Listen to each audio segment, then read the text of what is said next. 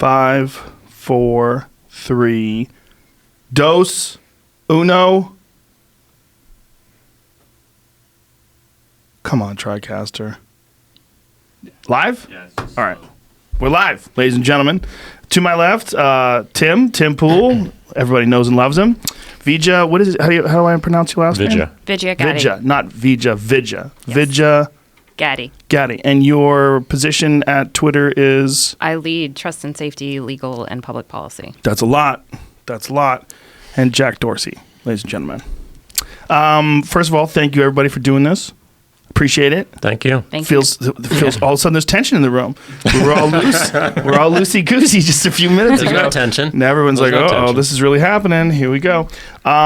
Before we get started, we should say, because there were some things that people wanted to have us talk about. One, that the Cash App is one of the sponsors of the podcast. It's been a sponsor for a long time, and also a giant supporter of my good friend Justin Wren's Fight for the Forgotten charity, building wells for the pygmies in the Congo. This is very important to me, and I'm very happy that you guys are a part of that, and you are connected to that. It's easy for someone to say that doesn't have an influence on the way we discuss things, but it doesn't. So if it does, I don't know what to tell you. I'm going to mention, too, just because I don't want people to come out and freak out later, I actually have like 80 shares in Square, which isn't really that much, but it's something. It is. So I don't want people to think, whatever. You're the CEO of Square, I think, right? Yep. Yeah, there you go. Well, There you go. We own the Okay. Cash App, so. And the reason why we decided to come together is we had, I thought, a great conversation last time, but there was a lot of people that were upset that there were some issues that we didn't discuss in depth enough, or they felt that I didn't press you enough. I talked to Tim because, Tim and I have talked before, and he made a video about it, and I felt like his criticism was very valid. So we got on the phone and we talked about it, and I knew immediately within the first few minutes of the conversation that he was far more educated about this than I was. So I said, would you be willing to do a podcast and perhaps do a podcast with Jack? And he said, absolutely. So we did a podcast together. It was really well received. People felt like we covered a lot of the issues that they felt like I didn't bring up. And so then Jack and I discussed it, and we said, well, let's bring Tim on and then have Vija on as well. I said that right? Yep. It's a hard one. Sorry. I'll get No it problem. right. I promise. But so we're here. We're here. We're here.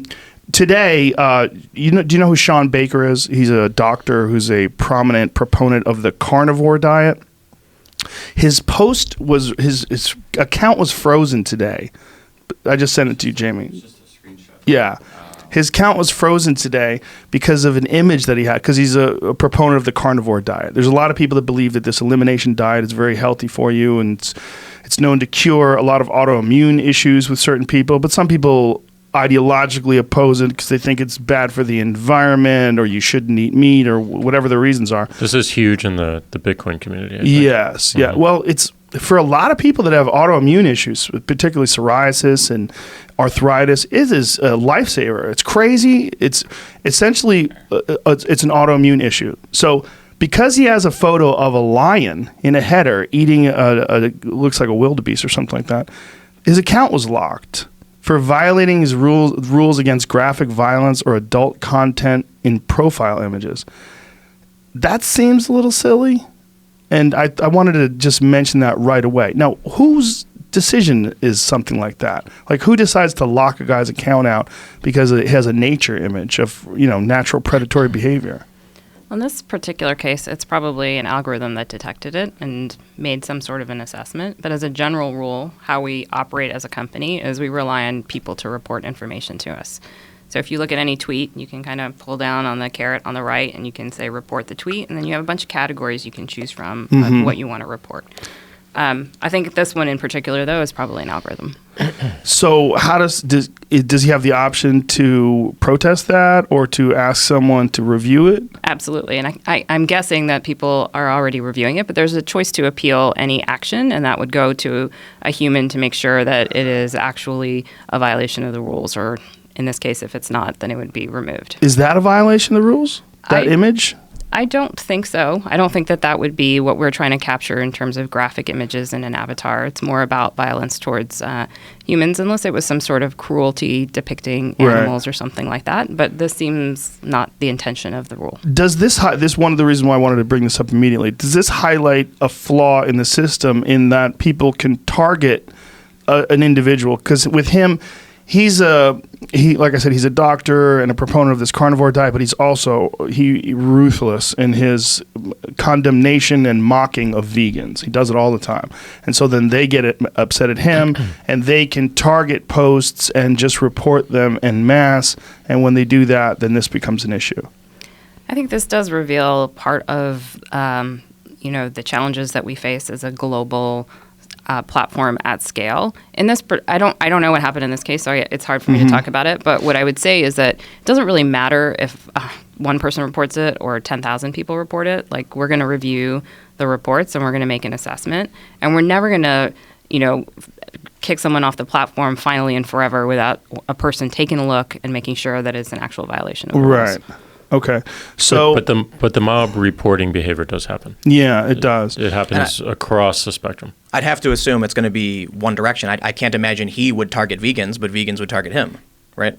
Well, he might. I mean, he doesn't. But is he the kind of guy who's going to want to report to vegans and get them banned from Twitter, or No. is he going to want to make fun of them? He's going to make fun of him. Yeah. They're going to target him to try and get him removed by exploiting the system that you guys have. It may not be him, though. It could also be his followers. It's a really complicated world out there. So Yeah. you don't. The motivations of why people mob report are different, and it's not always under someone's control. It could even be other carnivore diet proponents who are just jerks. They don't like him because he's getting all the love.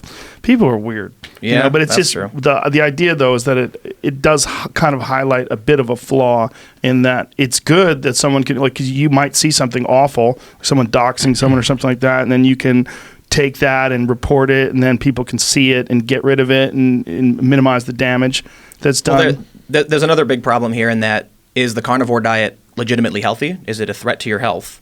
And if it is what is Twitter's responsibility in controlling that information? Right. So just to clarify, my opinion is, if he wants to be a proponent for the carnivore diet, let him. But you've got people on YouTube who are being deranked for certain beliefs about certain health issues that I don't agree with.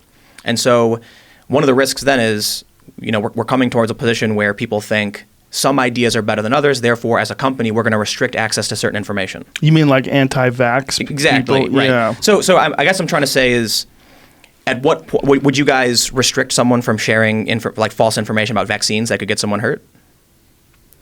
That is not a violation of Twitter's rules. No.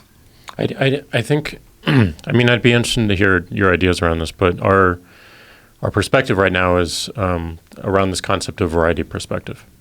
Like, are we encouraging more echo chambers and filter bubbles, or are we at least showing people other information that might be counter to what they see? And there's a bunch of research that would suggest that further emboldens their views. There's also research that would suggest that it at least gives them a consideration about what they currently believe. So, well, you guys.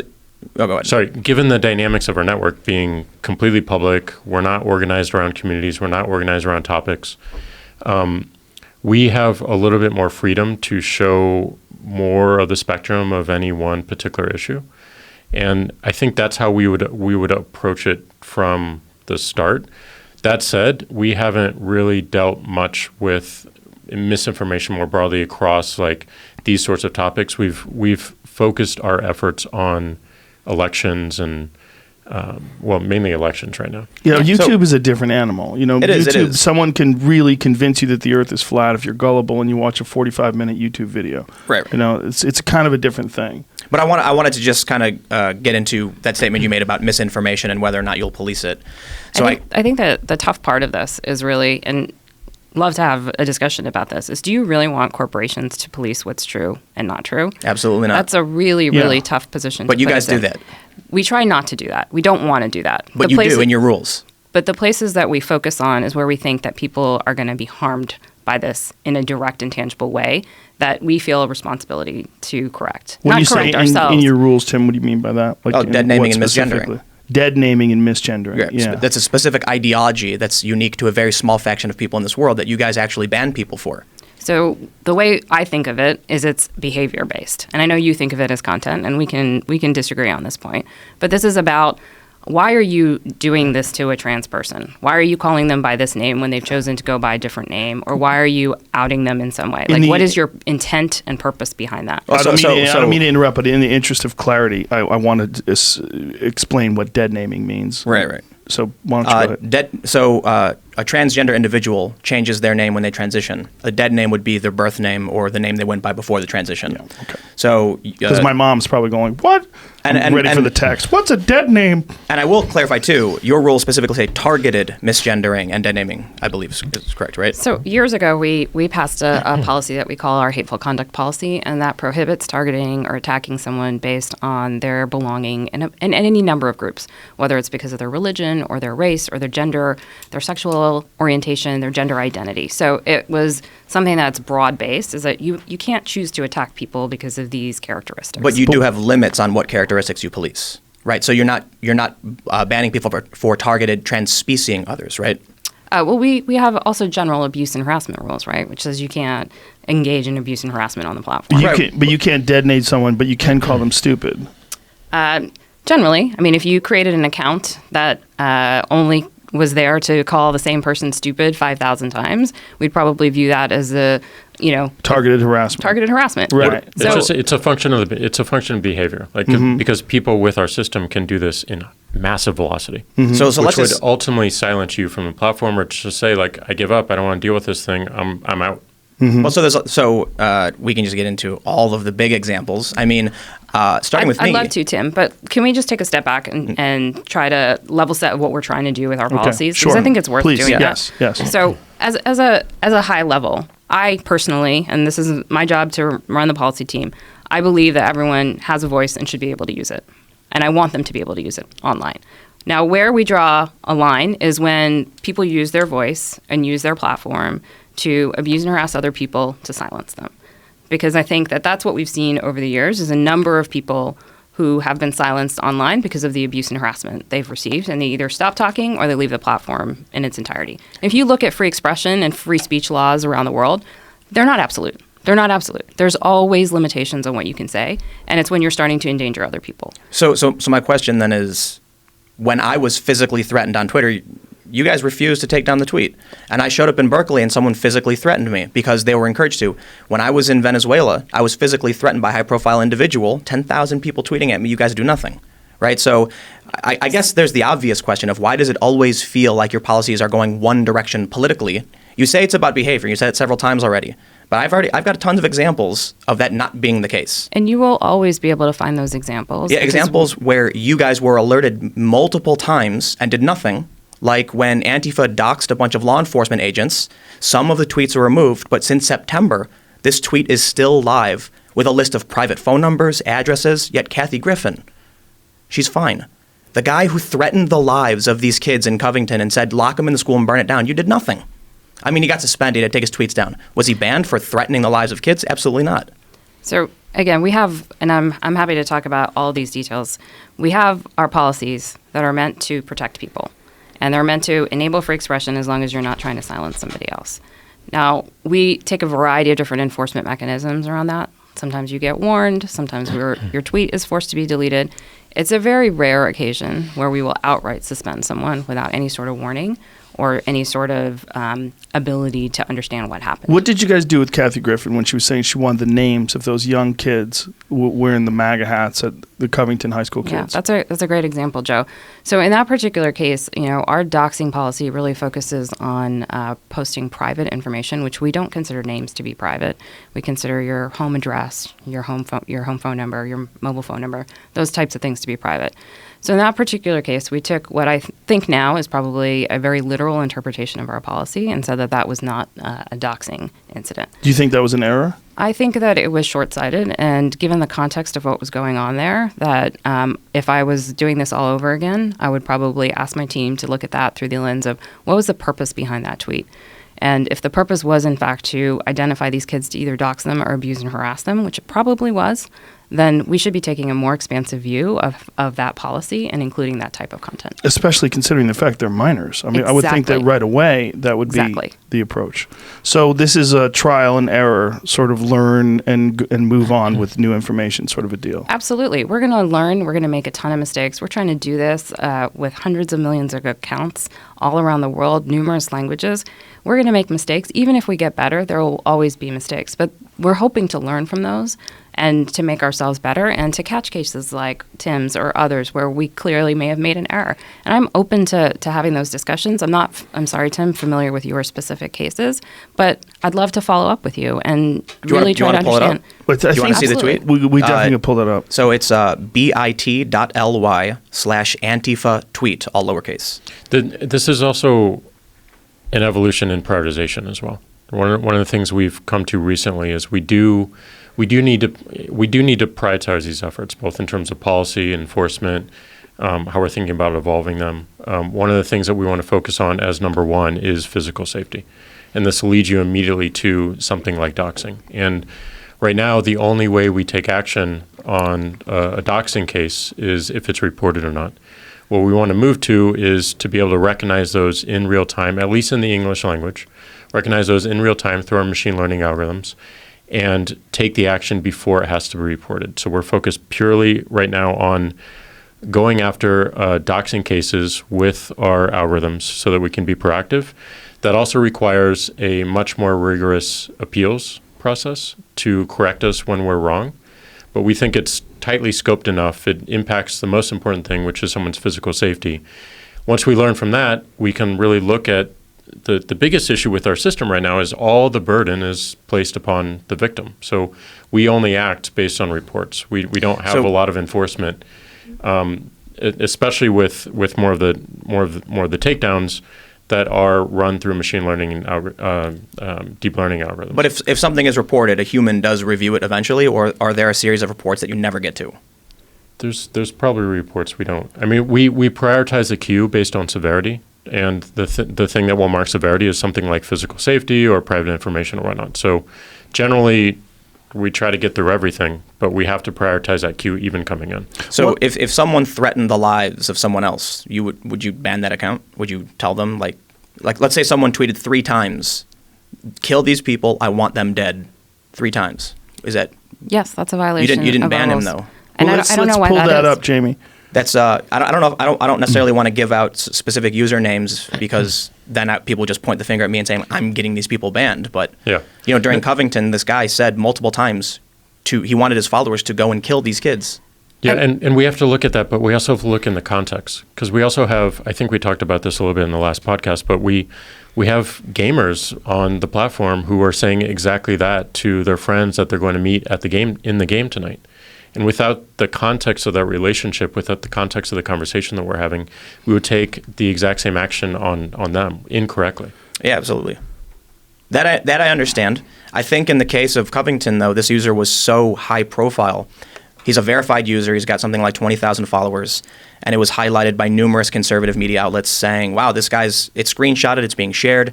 I mean, you had a Disney producer saying a picture of a wood chipper with a body being thrown in it, saying that's what he wanted to happen.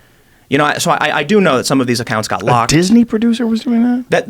I'll clarify. Fact check me on that. But that's basically the conversation that was had. There's a guy at Disney he posted a picture from Fargo of someone being tossed in a wood chipper, and he says, "I want all these MAGA kids, done like this." You had another guy who specifically said, "Lock them in the school, burn it down." Said a bunch of disparaging things, and then said, "If you see them, fire on them." And he tweeted that more than once. And those tweets were taken down. Those were violations of our rules.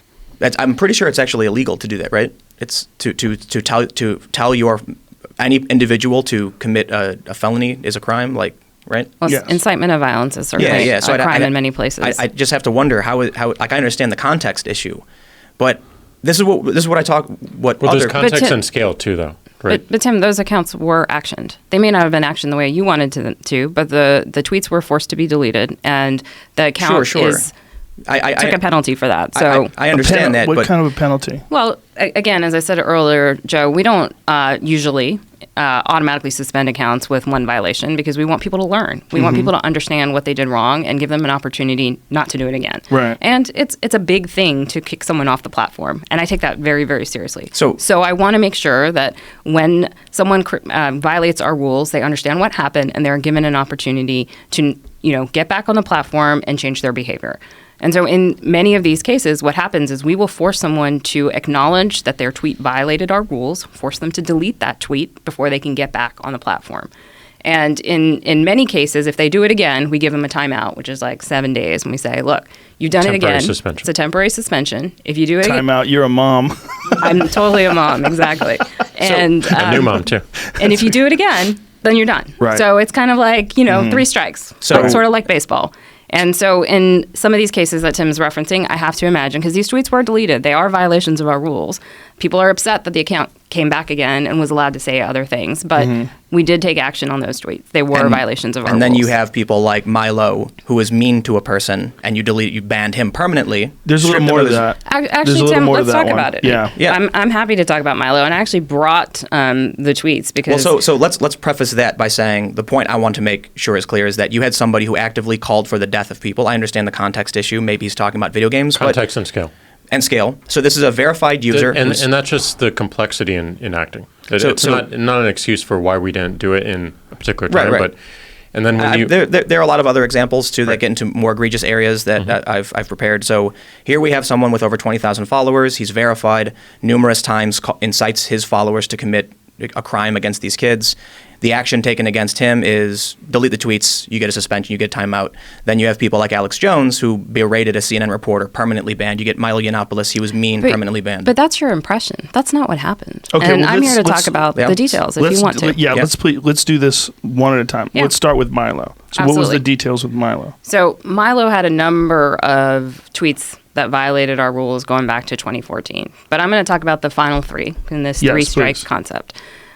He claimed to be a BuzzFeed reporter in his bio, and he's a verified account, so that is impersonation. I'm not sure why he did that. He did do that. Well, BuzzFeed's a left-wing thing, so he was doing parody. Potentially, but our parody rules are very specific that if you have an account that's is a parody account, you need to say that it is a parody account so you don't confuse people. But everybody who knows Milo would know that he's not a BuzzFeed reporter. But people who don't know Milo will Okay, I look see. at that Fair verified enough. account Right, I and see what you're say, saying. But he hey, wasn't verified after a while. You removed his verification. because he violated our rules around verification. So the the verification was removed because of the BuzzFeed thing? I believe so. I Okay. can confirm that, but I Okay. believe so. He also doxed someone. He posted private information about an individual. So that was the second one. Mm-hmm. He tweeted to somebody else, if you were my child, I'd have dashed your head on a rock and tried again, which we viewed as a threat. Really? That's That I'm seems telling like you, he's saying like your mom should have swallowed you. You know, it's like, you know what I'm saying? He's like, you're a mistake. Oh, I don't totally. think that's a threat. I understand why reasonable people would have different impressions of Okay, this. I'm just going understand. through and telling you what they are, just so we Okay. can have all the facts on the table, Right, and I then we get can it. debate them. And then the last one, we found a bunch of things that he posted that we viewed as incitement of abuse against Leslie Jones. So there's a bunch of them, but the one that I like to look at, which really convinced me, is he posted 2 doctored tweets that were supposedly by Leslie Jones. They were fake tweets. The first one said, "White people are getting on my nerves, like how can you call yourself human?" And then the second one said, "The goddamn slur for a Jewish person at Sony ain't paid me yet. Damn, Bix nude better pay up." And So this was just a fake tweet that someone had photoshopped. they were two fake tweets. fake tweets, and we know they were faked because we could still tell from the software that they were faked. Is You it- can't always tell. So it is possible that he didn't know they were faked. It's That possible. someone sent it to him and he didn't do his due diligence and looking it up and It is possible, but it was pointed out to him that they were fake because. he left it on. And not only did he leave it on, he said, "Don't tell me some mischievous internet rascal made them up!" Exclamation point. So this in the context of a bunch of other things he was saying towards Leslie Jones on Twitter, I and my team felt that this was taken as a whole, incitement of harassment against her. Wasn't there another issue with multiple accounts that were connected to him? There were a bunch of other issues on the background, but these are the three primary things that we looked at in terms of. But the other things that were in the background, weren't they multiple accounts that were connected to him? Like, I think that I'm not sure about that, Joe. I think that it was more that we found him to be engaging in coordinated behavior and inciting people to attack Leslie Jones. now with a case like him, no, I'm just going to be honest. When I'm listening to those or listening to you read those tweets out, they don't sound that bad. And they certainly don't sound as bad as calling for the death of a child who's wearing a MAGA hat and throw him into a wood chipper. The fact that that guy's still out there tweeting and yet Milo's not.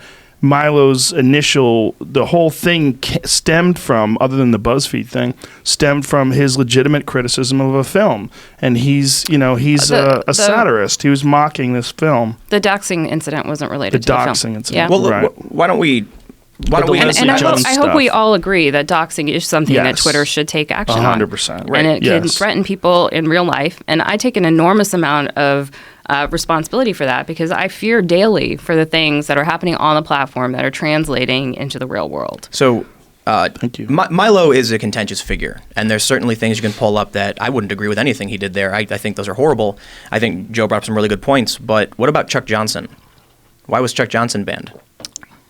I don't have those details in front of me, Tim. Chuck Johnson said that he was preparing something to take out DeRay McKesson. And in a journalistic context, people take this to mean he was going to do a dossier or some kind of hit piece on DeRay. He was permanently banned. And my understanding, and it's been a long time since I've read this, there was some leaked emails, I think, from Dick Costolo where he said, maybe it wasn't Dick, I don't want to drag Dick. I don't know who it was exactly. They said, I don't care, just get rid of him. And he was off. So you have, and again, maybe there's some hidden context there, I don't know. But on the surface, the we have... concern is that this is always leaning towards the left. Oh, it absolutely is, and I'm not even getting started. Yeah.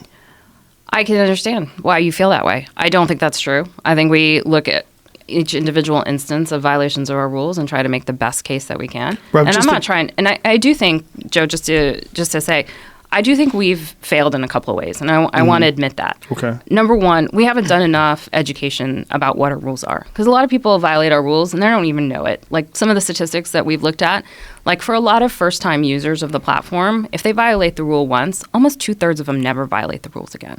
So we're not talking about like a bunch of people accidentally. Like if they know what the rules are, most people can avoid it. And most people, when they feel the sting of a violation, they go, okay, I don't want to lose my rights to post. Let me Exactly. And they're correct able to myself. do it. So we have Okay. a lot of work to do on education so people really understand what the rules are in the first place. The other thing we have to do to address these allegations that we're doing this from a biased perspective is to be really clear about what types of behavior are caught by our rules and what types are not, and to be transparent within the product. So when a particular tweet is found to be in violation of our rules, being very, very clear, like this tweet was found to be in violation of this particular rule. And that's all work that we're doing. Because we think the combination of education and transparency is really important, particularly for an open platform like Twitter. It's just part of who we are, and we have to build it into the product. I appreciate that. Your particular thoughts, though, on those examples that he described, when you're talking about someone saying they should throw these children into a wood chipper versus Chuck Johnson saying he should take this guy, he wants to prepare a dossier to take this guy out, or how did he say it? He said something like, I'm going to take out DeRay McKesson he said, I'm preparing to take out DeRay, something like that. I can't remember. Preparing to take him out. I can understand So it could be misconstrued as Right. he was trying to assassinate him. Right. You could misconstrue it that. But not a direct threat. But the other one's a direct threat. One guy is banned for life. The other guy is still posting. And I'm happy to follow up. I obviously don't have all the Chuck Johnson. It's not about one thing, as I Right. said. It's about a pattern and practice of violating our rules. And we don't want to kick someone off for one thing. But if there's a pattern in practice, like there was for Milo, we are going to have to take action at some point because we can't sit back and let people be abused and harassed and silenced on the platform. Well, so one really important thing that needs to be stated is that Twitter, by definition, is a biased platform in favor of the left, period. It's not a question. I understand you might have your own interpretation, but it's very simple. Conservatives do not agree with you on the definition of misgendering. If you have a rule in place that specifically adheres to the left ideology, you, by default, are enforcing rules from a biased perspective. Well, Tim, there are a lot of people on the left who don't agree with how we're doing our job either. For sure. And those people think that we don't take enough action on abuse and Absolutely. harassment, and we let far too much behavior go. And they think but that that's Twitter, a radical example, though. I mean, what he's talking about, I mean, in terms of generalities, that in general, things lean far more left. Would you agree to that? I don't know what that means. But in this particular case, it's how the speech is being used. That this is a new vector of attack that people have felt that I don't want to be on this platform anymore because I'm being harassed and abused and I need to get the hell out. Well, people harass and abuse me all day and night. You don't do anything about that. My notifications permanently locked at 99. You have it worse than I do. I mean, you got substantially more followers. And I don't click the notification tab anymore because it's basically just harassment. And so this is a really funny anecdote. I was covering a story in Berkeley, and someone said, if you see him, attack him. Like, it was, I'm paraphrasing. They said, basically, to swing at me, take my stuff, steal from me. And Twitter told me, after review, it was not a violation of their policy. Somebody made an allusion to me being a homosexual, and I reported that, instantly gone. So when so for me, I'm like, well, of course Twitter is going to enforce the social justice aspect of their policy immediately. In my opinion, probably because you guys have PR constraints and you're probably nervous about that. But when someone actually threatens me with a crime and incites their followers to do it, nothing got done. Well, and I'm not the only one who feels that way. Well, Tim, that's a mistake. If someone acts in that manner and threatens to hurt you, that's a violation of our rules. Right. Maybe there was a mistake there, and I'm happy to go and correct that, and we can do it offline so we don't fear any sort of reprisal against you. But that's a mistake. That's not an agenda on my part or on the team's part. Would this be we a don't manual? have any PR constraints. That is not how So we're why guided. did you ban Alex Jones? We can get into that. You want to get into that? Yes. Absolutely. Joe, absolutely. you ready for Alex Sure. Jones? All right. Oh, I've been ready for Let me Alex pull Jones. this up. Well, let me say this. The reason I bring Okay. him up is that Oliver Darcy, one of the lead reporters covering Alex Jones and his content, said on CNN that it was only after media pressure did these social networks take action. So that's why I bring him up specifically, because it sort of implies you were under PR constraints to get rid of him. I think if you look at the PR that Twitter went through in that incident, it wouldn't be that we looked good in it. You have to and look- that's not at all why we took action on this. Sorry, Vijay. Yeah. You have to look at the full context and the spectrum here, because one of the things that happened over a weekend is what Alex mentioned on your podcast with him. He was removed from the iTunes podcast directory. That was the linchpin for him, because it drove all the traffic to what he said basically zero. Immediately after that, we saw our peer companies, Facebook, Spotify, YouTube, also take action. We did not. We did not, because when we looked at our service and we looked at the reports on their service, we did not find anything in violation of our rules. Then we got into a situation where suddenly a bunch of people were reporting content on our platform, including CNN, who wrote an article about all the things that might violate our rules that we looked into, and we gave him one of the warnings, and then we can get into the actual details. But Yeah. we did not follow. We resisted just being like a domino with our peers, because it wasn't consistent with our rules and the contract we put in before our customers. So what was it that made you ban him? So there were 3 separate incidents that came to our attention after the fact that were reported to us by different users. There was a video that was uploaded that showed a child being violently thrown to the ground and crying. So that was the first one. The second one was a video that we viewed as incitement of violence. I can read it to you. Sure. It's a little bit of a transcript, but now it's time to act on the enemy before they do a false flag. I know the Justice Department's crippled a bunch of followers and cowards, but there's groups, there's grand juries, you called for it. It's time politically, economically, and judiciously, and legally, and criminally to move against these people. It's got to be done now. Get together the people you know aren't traitors, aren't cowards, aren't hedging their frickin' bets like all these other assholes do, and let's go, let's do it. So people need to have and then there's a bunch of other stuff, but at the end, so people need to have their battle rifles ready and everything ready at their bedsides, and you've got to be ready because the media is so disciplined in their deception. So this is, you're saying that this is a call to violence against the media. That's what it sounded like to us at the time. And there have been a number of incidents of violence against the media. And again, I take my responsibility for what happens on the platform and how that translates off platform very seriously. And that felt like it was an incitement to violence. So if he only tweeted the incitement to violence, he would have been fine? If he only If he only tweeted that posted that transcript saying, "Get your battle rifles ready," you wouldn't have deleted his account. again, context matters to him. It's Right, not right. about one thing. So No. we'd have to look at the entire context of what's going on. So I'm asking, was that egregious enough for you to say that alone That gets him wasn't banned? wh- that wasn't that the was just final- number 2. Right. So then I guess the question is, what was the video context of the kid being thrown to the ground? Was it newsworthy? Is there, We obviously didn't think so, and depicting violence against a child is not something that we would allow on the platform. even if it's news content? If it was, there are certain types of situations where if you were reporting on, war zone and things that might be happening, we would put an interstitial on that type of content that's graphic or violent. But we didn't feel that that was the context here. Well, So there's a video that's been going around, that was going around 4 or 5 weeks ago. The one where the girls were yelling at that big giant guy, and the guy punched that girl in the face, and she was like 11 years old. I saw that multiple times on Twitter. That was one of the most violent things I've ever seen. This giant man punched this 11-year-old girl in the face. Mm-hmm. And that was that removed from Twitter? I don't know. I would have to go see if anyone reported it to us. I think one of the issues here is do you want me to get to the third one? Yeah, please yeah, do. yeah. Yeah, Oh, yeah. sorry. So the third strike that we looked at was a verbal altercation that Alex got into with a journalist, and in that altercation, which was uploaded to Twitter, there were a number of statements using "eyes of the rat," "even more evil-looking person," "he is just scum," "you're a virus to America and freedom," "smelling like a possum that climbed out of the rear end of a dead cow," "you look like a possum that got caught doing some really, really nasty stuff," in my view. So it was a bunch of That's verbal enough? Really? That's hilarious. pattern in practice, but it I was a understand. verbal altercation that was posted on our Right. platform. So So we took the totality of this, having Right. been warned that we have rules against the abuse and harassment of individuals. We saw this pattern in practice. 1 strike, 2 strike, 3 strikes, and we made a decision to permanently And so suspend him. that last one was on Periscope. Is that what it was that he broadcast through? I think it was originally on Periscope, but it was also reposted from multiple related accounts onto Twitter.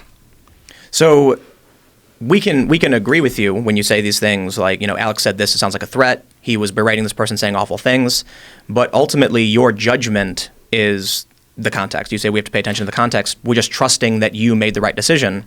Well, I'm giving you as much facts as I can give you here, and I think that this is a real hard part of content moderation at scale on global platforms. It's not easy, and I don't think Jack or I would tell you that it's easy. It's a an- preposterous volume you guys have to deal with. It's And that's not- one of the things that I wanted to get into with Jack when I first had him on, because when my thought, and I wasn't as concerned about the censorship as many people were, my main concern was, what is it like to start this thing that's kind of for fun, and then all of a sudden it becomes the premier platform for free speech on the planet Earth? So Which let's is- It is that, but it's also a platform that's used to abuse and harass a lot of people, Mm-hmm. and used in ways that none of us want it to be used, but Right. nonetheless it happens. So And I think it's an enormously complicated challenge for any company to do content moderation at scale, and that's something that we are sitting down thinking about. How do we take this forward into Right. the It doesn't future? scale. Because this is It doesn't scale. yeah. So let's take the other context now. We've heard what you said, why what Alex Jones did was bad, and now we can look at it this way. Oliver Darcy, who has on numerous occasions insulted conservatives, recently on CNN called them gullible, being sold red meat by grifters, repeatedly covers a story. I'm going to do air quotes because I think to an extent he is allowed to cover these stories. He keeps going after Alex Jones. He keeps digging through his history. Then he goes on TV and says, "We got him banned." Then Alex Jones confronts him in a very aggressive and mean way, and that's your justification for or I should say, I inverted the timeline. Basically, you have someone who's relentlessly digging through your stuff, insulting you, calling you names, sifting through your history, trying to find anything they can to get you terminated, going on TV, even writing numerous stories. You confront them and say, "You're evil," and you say a bunch of really awful, mean things, and then you ban him, right? and then you post that information all over the internet. Right, but you have a journalist who recently went on TV and said CPAC is a bunch of gullible conservatives being fed red meat by grifters. You can tell this guy's not got an honest agenda. So what you have, to me, it looks like the conservatives, to an extent, probably will try and mass flag people on the left. But from an ideological standpoint, you have the actual, whatever people want to call it, sect of identitarian left that believe free speech is a problem, that have literally shown up in Berkeley burning free speech signs. And then you have conservatives who are tweeting mean things. And the conservatives are less likely, I think it's fair to point out, less likely to try and get someone else banned because they like playing off them. And the left is targeting them. So you end up having I feel disproportionate. like there are a lot of assumptions in what you're saying, and I don't know what basis you're saying those things. You have conservatives demanding free speech, and you have liberals. I shouldn't say liberals. You have what people refer to as the regressive left, calling for the restrictions on speech. You have these. I don't know what those terms mean, to be honest with you. We have people on all sides of the spectrum who believe in free speech, and I believe that to be the case. So your platform restricts speech. Our platform promotes speech unless people violate our rules And in a specific direction. in any direction. But I don't want to say his name. The guy who calls for death gets a suspension. The guy who insinuates death gets a permanent ban. But Tim, you're misinterpreting what I'm saying, and I feel like you're doing it deliberately. It's not about one particular thing. It's about a pattern and practice of violating our And you rules. have a pattern and practice of banning only one faction of people. don't agree with Quillette that. recently published an article where they looked at 22 high-profile bannings from 2015 and found 21 of them were only on one side of the cultural debate. But I don't look at the political spectrum of people when I'm looking at their tweets. Right? You have a bias. I don't know who they are. You're biased, and you're targeting specific individuals because your rules support this perspective. No, It- I don't agree with that. well, and I so don't Can think you be that's the clear, though, case. in like what rules support that perspective? Specifically, the easiest one is misgendering, right? Because that's so clearly ideological. If you ask a conservative, what is misgendering? They'll say if someone is biologically male and you call them, she, he. biologically male and you call them a she, that's misgendering. That's a conservative Okay. view. The progressive view is inverted. So now you actually have in your policies a rule against the conservative perspective. I have a rule against the abuse and harassment of trans people on our platform. That's what my rules Can we against. just give context in the background as to and why the that why is? that is. And I brought some research. So we obviously received a lot of feedback. So we don't make these rules in a vacuum, just to be clear. We have a bunch of people all around the world who give us context on the types of behavior they're seeing, how that translates into real world harm. And they give us feedback. And they tell us, you should consider different types of rules, different types of perspectives, for example, when we try to enforce hateful conduct in our hateful conduct policy in a particular country, we're not going to know all the slur words that are used to target people of a particular race or a particular religion. So we're going to rely on building out a team of experts all around the world who are going to help us enforce our rules. So in the particular case of misgendering, I'm just trying to pull up some of the studies that we looked at. But we looked at the American Association of Pediatrics and looked at the number of transgender youths that were committing suicide. It's an astronomical, I'm sorry, I can't find it right now in front of me. It's a really, really high statistic. That's 10 times what the normal suicide rate is of normal teenagers. And we looked at the causes of what that was happening. And a lot of it was not just violence towards those individuals, but it was bullying behavior. And what were those bullying behaviors that were contributing to that?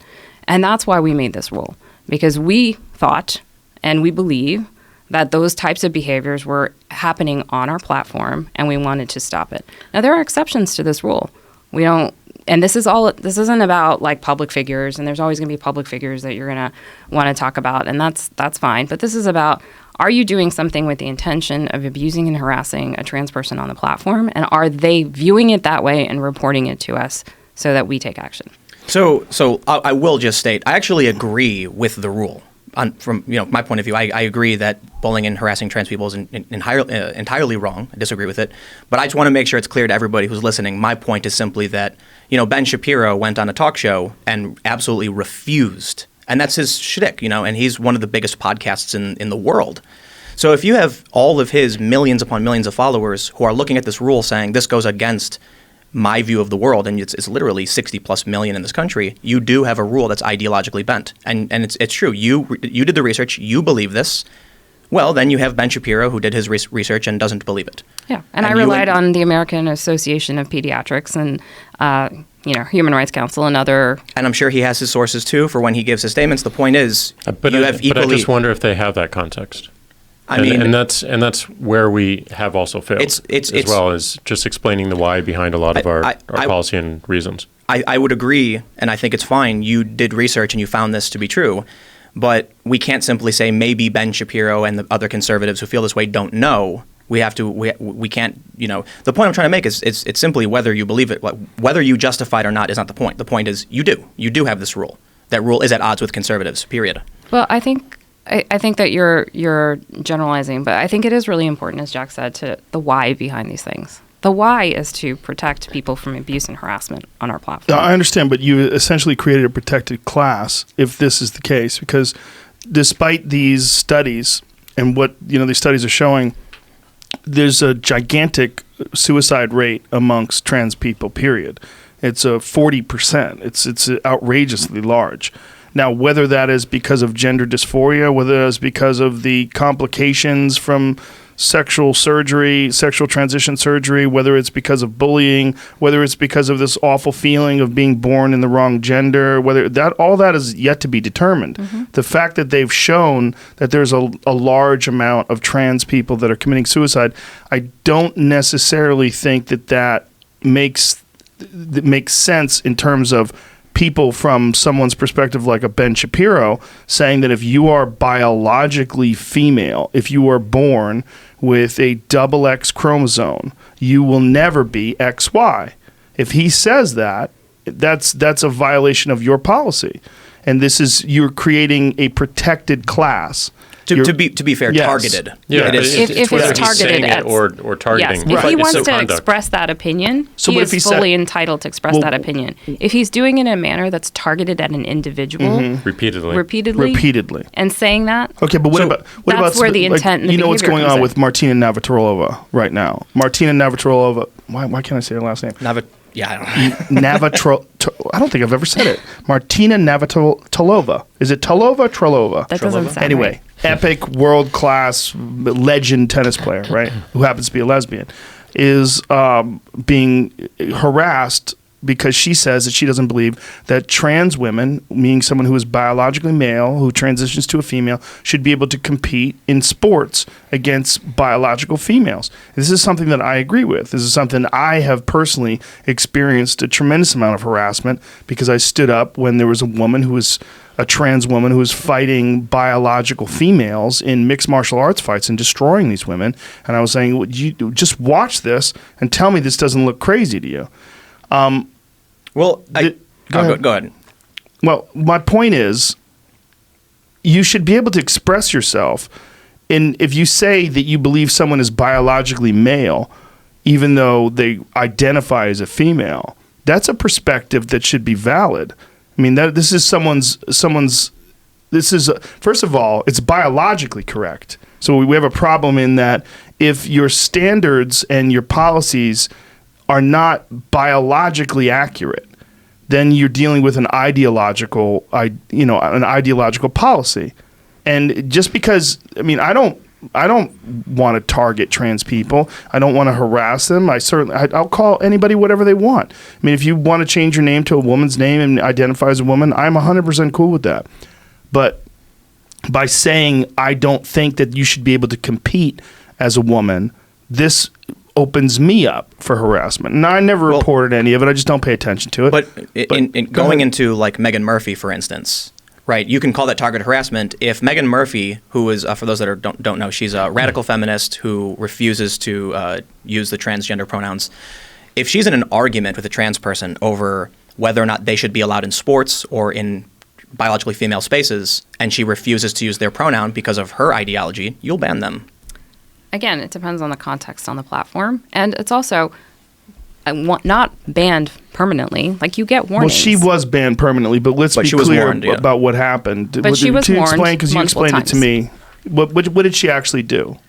My understanding, and I don't have the tweet by tweet the way that I did for the others, but my understanding is that she was warned multiple times for misgendering an individual that she was in an argument with. And this individual is actually bringing a lawsuit against her in Canada as well. So it is. So you have an argument between two people, Again, and you have a rule that enforces only one side of the ideology, and you've banned only one of those people. We have a rule that attempts to address what we have perceived to be instances of abuse and harassment. I she was completely saying- agree. It's your And- ideology. Right, but it is You- an ideology, right? If she's saying a man is never a woman, if that's what she's saying, and then biologically she's correct, we obviously have a debate here. But- This is not a clear cut.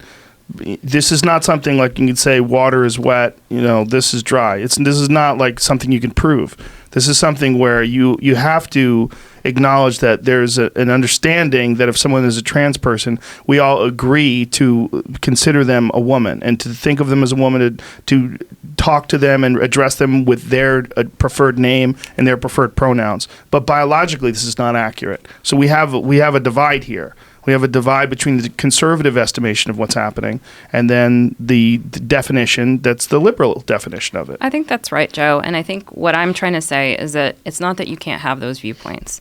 It's that if you're taking those viewpoints and you're targeting them at a specific person in a way that reflects your intent to abuse and harass them. But what if it's in the context of the conversation? What if she's saying that I don't think that trans women should be allowed in these female spaces to make decisions for women? And then this person's arguing and she says, a woman is biologically female. Well, You are never going to be a woman. She responded with, "Men aren't women, though." And that was her first, in the series of events, that's what got her the suspension and the warning. That was one of many tweets that was Right. part of providing context, and that was actually the second actually strike is my understanding. But why is that a strike? Yeah, why is that a strike? But again, like it's the context of I don't have all the tweets in front of me. There were like 10 or 12 tweets going back and forth, Mm-hmm. and my understanding is that in the context of all of those, she was misgendering a particular person, not that she was holding a It was a belief or public figure, statement. though, wasn't it? I don't know. It was. So I don't know. you're having an individual who is debating a high-profile individual in her community, and she's expressing her ideology versus hers, and you have opted to ban one of those ideologies. And it's We within have- the context of this conversation. Yeah. This is what is being debated, whether or not someone is in fact a woman when they were born a male. I understand that this is controversial. I do. Especially to a radical Well, feminist, someone who I understand why people would not agree with the rule. But that being said, it is a rule on our platform. And once you're warned about the rule, to repeatedly post the same content is also going to be a violation of our rules. Right, but the rule, this seems like a good example of an ideologically based rule. If she's saying that a man is never a woman, though, that is not in that context harassment. That is a very specific opinion that she has that happens to be biologically accurate.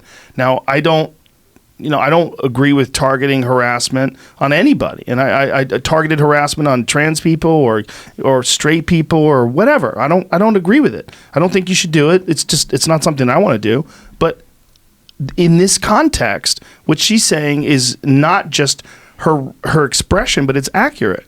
I think an important point is if I tweeted to you, Joe, you are not a hamster. That's clearly not a violation of the rules. However, But if I identify as a hamster. Well, no, it wouldn't be clear because I know people who have specifically begun using insults of animals to avoid getting kicked off the platform for breaking the rules. Certain individuals who have been suspended now use certain small woodland creatures in place of slurs, so they're not really insulting you, and it's fine. But there are people who consider themselves trans species. Now, I'm not trying to belittle the trans community by no means. I'm just trying to point out that you have a specific rule for one set of people, and there are people who have general body dysphoria. You don't have rules on that. There are people who have actually amputated their own arms. You don't have rules on that. You have a very specific rule set. And more importantly, in the context of a targeted conversation, I can say a whole bunch of things that would never be considered a rule break, but that one is, which is ideologically driven. Yeah, thank you for the feedback. I mean, we're again always learning and trying to understand different people's perspectives. And all I'll say is that our intent is not to police ideology. Our intent is to police behaviors that we view as abusive and harassment. And I hear your point of view, and it's something that I'll definitely discuss with my team. And even in this case, it wasn't just going against this particular rule, but also things that were more ban evasive as well, including taking a screenshot of the original tweet, reposting it, which is against our terms of service. Well, that sounds like so it's more protest. the actions. It sounded like a protest against your rule. But I understand you could ban them for it. But people can protest any of our rules. We can't like let them do that. No. They I can protest agree. any of them. I'm not if they disagree. I understand what you're saying, but I just Yeah. want to make sure I point out she was clearly doing it as an effort to push back on what she viewed as an ideologically driven rule. Well, the problem is this is a real debate in the LGBT community. This is a debate where there is a division, and there's a division between people that think that trans women are invading biological female spaces and making decisions that don't benefit these biological females, cisgender, whatever you want to call them. This is an actual debate, and it's a debate amongst progressive people, amongst left-wing people. I mean, it's a debate amongst liberals. This is, I mean, I would imagine the vast majority of people in the LBGT community are, in fact, on the left.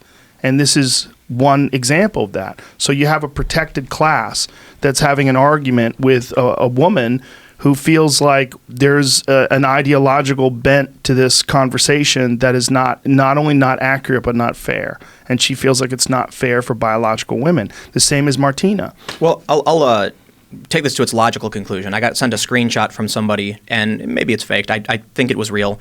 They were having an argument with someone on Twitter and responded with, dude, comma, you don't know, blah, blah, blah. And they got a suspension and a lockout, had to delete the tweet because the individual, using a cartoon avatar with their name apparently was Sam, reported it and said that I'm transgender and he's calling me dude, and the Twitter user actually got a suspension for it. So I can understand mistakes happen, but when you have a rule that's like that, there's colloquial terms that are like, man, come on, don't say that. Dude is like we say, like I asked you guys when you were going to take a photo in front of this thing, I said, guys, but I included you. I wasn't offended. Thank you for and not I being wouldn't have offended. reported you for it. Thank you. Yeah, it's tricky, but in this case of Megan Murphy, that's her name, right? Yeah. Yeah, that doesn't make any sense to me. That seems like she should be allowed to express herself. And this is not being, she's not being mean by saying a man is never a woman. This is a perspective that is scientifically accurate. And that's part of the problem. I just don't want to run into beating a dead horse, so I think I want to move on to it's a really important thing to go over all the nuances of this particular subject, because I think that one in particular highlights this idea of where the problems lie in having a protected class. And But Joe, I think we should be compassionate. We have a lot of protected classes: gender, race, nationality. Like these are the protected But classes. it's not for white people. When you say gender or race, It it's protects not all protected categories. So you can't attack someone for their belonging to a particular race or a particular religion. But you can mock white people ad nauseum. It's not a problem. It doesn't get removed. I'm not talking about mocking. I'm talking about abusing and harassing somebody. But I mean, if you mock a black person in the same way, it would be considered targeted racism. Again, it's about targeted harassment on the platform. Well, I mean, Okay, but what look, is targeted harassment? I mean, but when you're like if you have, what is racism? Is racism only? I mean, there's this progressive perspective of racism that it's only possible if you're from a more powerful class. It's only punching down. That's the only racism. I don't think that makes any sense.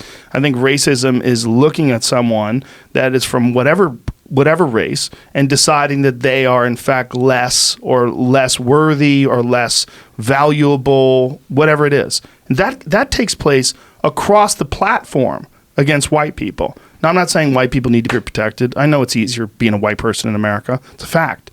But it's hypocritical to have a policy that only distinguishes you can make fun of white people all day long, but if you decide to make fun of Asian folks or, fill in the blank, that is racist. But making fun of white people isn't, and it doesn't get removed. There are tons of look, how about Sarah Jong from the New York Times?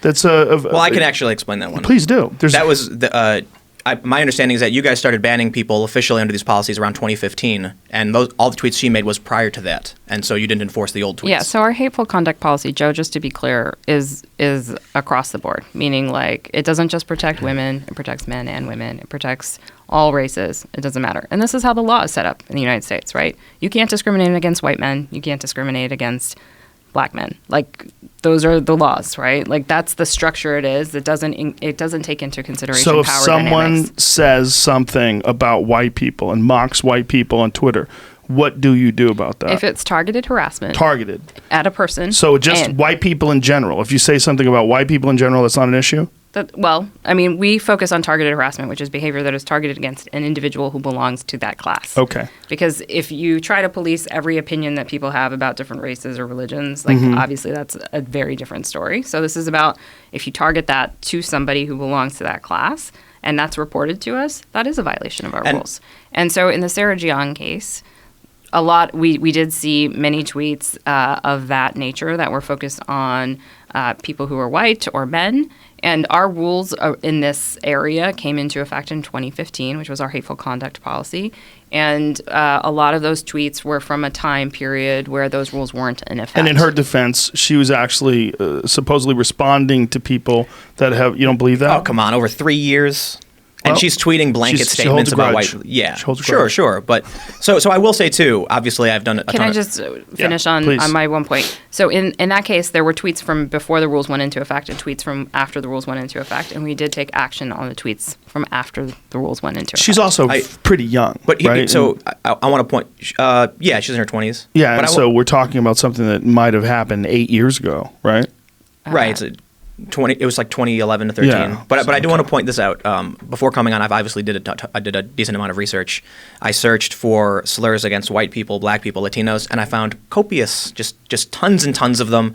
Now they don't go back. Most of what I found didn't go back too far because it does seem like you guys are doing your best, but there's a lot, and it targets white people, black people, Jewish people. It's Everybody. everywhere. And I can understand that you guys, you got hundreds of millions, but let's try another subject. Just to Please. address that point, and I think Jack talked about this a little bit. Like, this is where right now we have a system that relies on people to report it to us, which is a huge burden on people.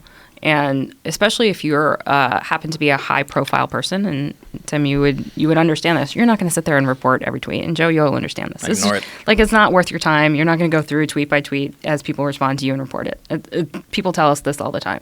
So this is where we have to start getting better at identifying when this is happening and taking action on it without waiting for somebody to tell us it's happening. But using an algorithm, though, do you not miss context? I mean, it seems to me that there's a lot Yes. of people that say things in humor. You know, they or slurs within particular communities, which is perfectly reasonable. and okay. Right. So yes, there is a danger of the algorithms missing context, and that's why we really want to go carefully into this, and this is why we've scoped it down first and foremost to doxing, which is at least first it hits our number one goal, protecting physical safety, like making sure that nothing done online will impact someone's physical safety offline on our platform in this case. The second is that there are patterns around doxing that are much easier to see without having the context. There are exceptions, of course, because you could dox someone's public, a representative's public office phone number and email address, and the algorithm might catch that, not have the context that this is a U.S. representative and this information is already public. So essentially, this it highlights how insanely difficult it is to monitor all of these posts. And then what is the volume? Like, what are we dealing with? Like, how many posts do you guys get a day? Hundreds of millions of posts a day. And how many human beings are manually reviewing any of these things? I don't have that number. A lot. A lot. Thousands, hundreds of thousands. How many employees do you guys have? We have 4,000 employees around the world. That's it? Yeah. We have 4,000 employees. The reason That's crazy, though. But stop and think about that. 4,000 people that are monitoring hundreds of millions of tweets. No. We have a small team who's monitoring tweets, and some of them are employed by us. Some of them are contractors throughout the world. So 4,000 employees total. 4,000 employees who are engineers, who are designers, Okay. who are lawyers. So the policy number experts. of people actually monitoring tweets is probably less than 1,000? Well, the reason we don't give out specific I numbers is understand. we need to scale these dynamically, right? If we see a particular event within a country, we might hire 100 more people on contract to deal with it. Right. Whereas they may not be full time and with us the entire time. And would but they have the ability to take down tweets? they have the so as we get reports, it goes into a queue, and those are ranked by severity. And then we have people who look at our rules and look at the tweets and look at the behavior and the context around it. And they have the ability to go down that enforcement spectrum that Vijay talked about. One, make people log in, read why it's a violation over a tweet and delete it. Two, temporary suspensions. And finally, a permanent suspension, which is the absolute last resort, which we ultimately do not want to do. We want to make sure that our rules are also guided towards incentivizing more healthy conversation and more participation. So let me ask you, the rules you have are not based in U.S. law, right? U.S. law doesn't recognize restrictions on hate speech. It's considered free speech. So if you want to stand in a street corner and yell the craziest things in the world, you're allowed to. On your platform, Twitter, you're not allowed to. So even in that sense alone, your rules do have an ideology behind them. I don't completely disagree. I think, I don't want harassment. But the reason I bring this up is getting into the discussion about democratic health of a nation. So I think it can't be disputed at this point that Twitter is extremely powerful in influencing elections. I'm pretty sure you guys published recently a bunch of tweets from foreign actors that were trying to meddle in elections. Mm-hmm. So even you as a company recognize that foreign entities are trying to manipulate people using this platform. Mm-hmm. So there's a few things I want to ask beyond this, but wouldn't it be important then to just, at a certain point, Twitter becomes so powerful in influencing elections and giving access to even the president's tweets that you should allow people to use the platform based under the norms of U.S. law? First Amendment, free speech, right to expression on the platform. This is becoming too much it's becoming too powerful in how our elections are taking place. So even if you are saying, well, hate speech is our rule, and a lot of people agree with it, if at any point one person disagrees, there's still an American who has a right to this, to access to the public discourse, and you've essentially monopolized that, and not completely, but for the most part. So isn't there some responsibility on you to guarantee, at a certain extent, less regulation happen? Right? Like, look, if you recognize foreign governments are manipulating our elections, then shouldn't you guarantee the right to an American to access this platform to be involved in the electoral process? I'm not sure I see the tie between those things, but I will address one of your points, which was we're a platform that serves the world. So we're a global. 75% of the users of Twitter are outside of the United States. Oh, no, right. So we don't apply laws of just one country when we're thinking about it. We think about how do you have a global standard that can meet the threshold of as many countries as possible, because we want all the people in the world to be able to participate in this conversation. And also meet elections like the Indian election coming up as well. Right. And my understanding is you were also accused of being biased against conservatives in India recently. There was a report on that, as well as you held up a sign that said something offensive about the Brahmin. Mm-hmm. Yeah. So in that sense, even in other countries, you're accused of the same things that you're being accused of by American conservatives. I think that the situations are very, very different. And I don't think that the ideologies in play are the same at all. Well, so the reason Can we clarify that? Because I'm not aware of the case. I'm not sure what you're talking about, but we did have our Vice President of Public Policy testify in front of Indian Parliament a couple of weeks ago, and they were really focused on election integrity and safety and abuse and harassment of women and political figures and the likes. So my concern, I guess, is I recognize you're a company that serves the world, but as an American, I have a concern that the democracy I live in, the Democratic Republic, and the democratic functions are healthy. One of the biggest threats is, Russia, Iran, China. They're trying to meddle in our elections using your platform, and it's effective. So much so that you've actually come out and removed many people. Covington was apparently started by an account based in Brazil. The Covington scandal, where this fake news goes viral, was reported by CNN that it was a dummy account. They were trying to prop it up, and they were pushing out this out of context information. So they do this. They use your platform to do it. You've now got a platform that is so powerful in our American discourse that foreign governments are using it as weapons against us. And you've taken a stance against the laws of the United States. I don't mean like you're breaking the law. I mean, you have rules that go beyond the scope of the U.S., which will restrict American citizens from being able to participate. Meanwhile, foreign actors are free to do so long as they play by your rules. So our elections are being threatened by the fact that if there's an American citizen who says, I do not believe in your misgendering policy, and you ban them, that person has been removed from public discourse on Twitter. Right, but they don't get banned for saying they don't agree with it. They get banned for specifically violating it by targeting an individual. Let's say in protest, an individual repeatedly says, no, I refuse to use your pronouns, in like Meghan Murphy's case. And she's a Canadian, so I don't want to use her specifically. The point I'm trying to make is, at a certain level, there are going to be American citizens who have been removed from this public discourse, which has become so absurdly powerful, foreign governments weaponize it, because you have different rules than the American country has. So just to be clear, my understanding, and I'm not expert on all the platforms, is that foreign governments use multiple different ways to interfere in elections. It is not limited to our platform, nor is it limited to social media. But the president is on Twitter. The right? president is on a lot of different platforms, as is the White House. I think it's fair to point out the media coverage of his Twitter account is insane, and they run news stories every time he tweets. That's and so, certainly undeniable. So- I'm just pointing out that there are a number of different avenues Well, for this, and individuals have choices in how they use the platform. Yeah, he So- might have other platforms, but he uses Twitter almost exclusively. And what I'm trying to bring up is that if Twitter refuses to acknowledge this problem, you are facing regulation. I don't know if you care about that, but at a certain point, Sorry, which problem? if you're going to restrict American citizens from participating on a platform where even the president speaks, and it's essentially you have a privately owned public space, if I could use an analogy that would be most apt, and you've set rules that are not recognized by the U.S. In fact, when it came to a Supreme Court hearing, they said hate speech is not a violation. It's actually protected free speech. So there's actual odds. So there might be someone who says, I refuse to live by any other means than what the Supreme Court has set down. That means I have a right to hate speech. You will ban them. That means your platform is so powerful, it's being used to manipulate elections, and you have rules that are not recognized by the government to remove American citizens from that discourse. So as a private platform, you've become too powerful to not be regulated if you refuse to allow people free speech.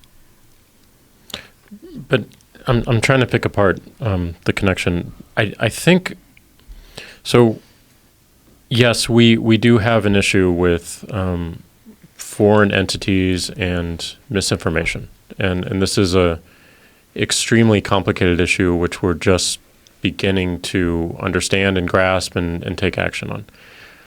I don't think that issue is solved purely by not being more aggressive on something else that is taking people off the platform entirely as well, which is abuse and harassment.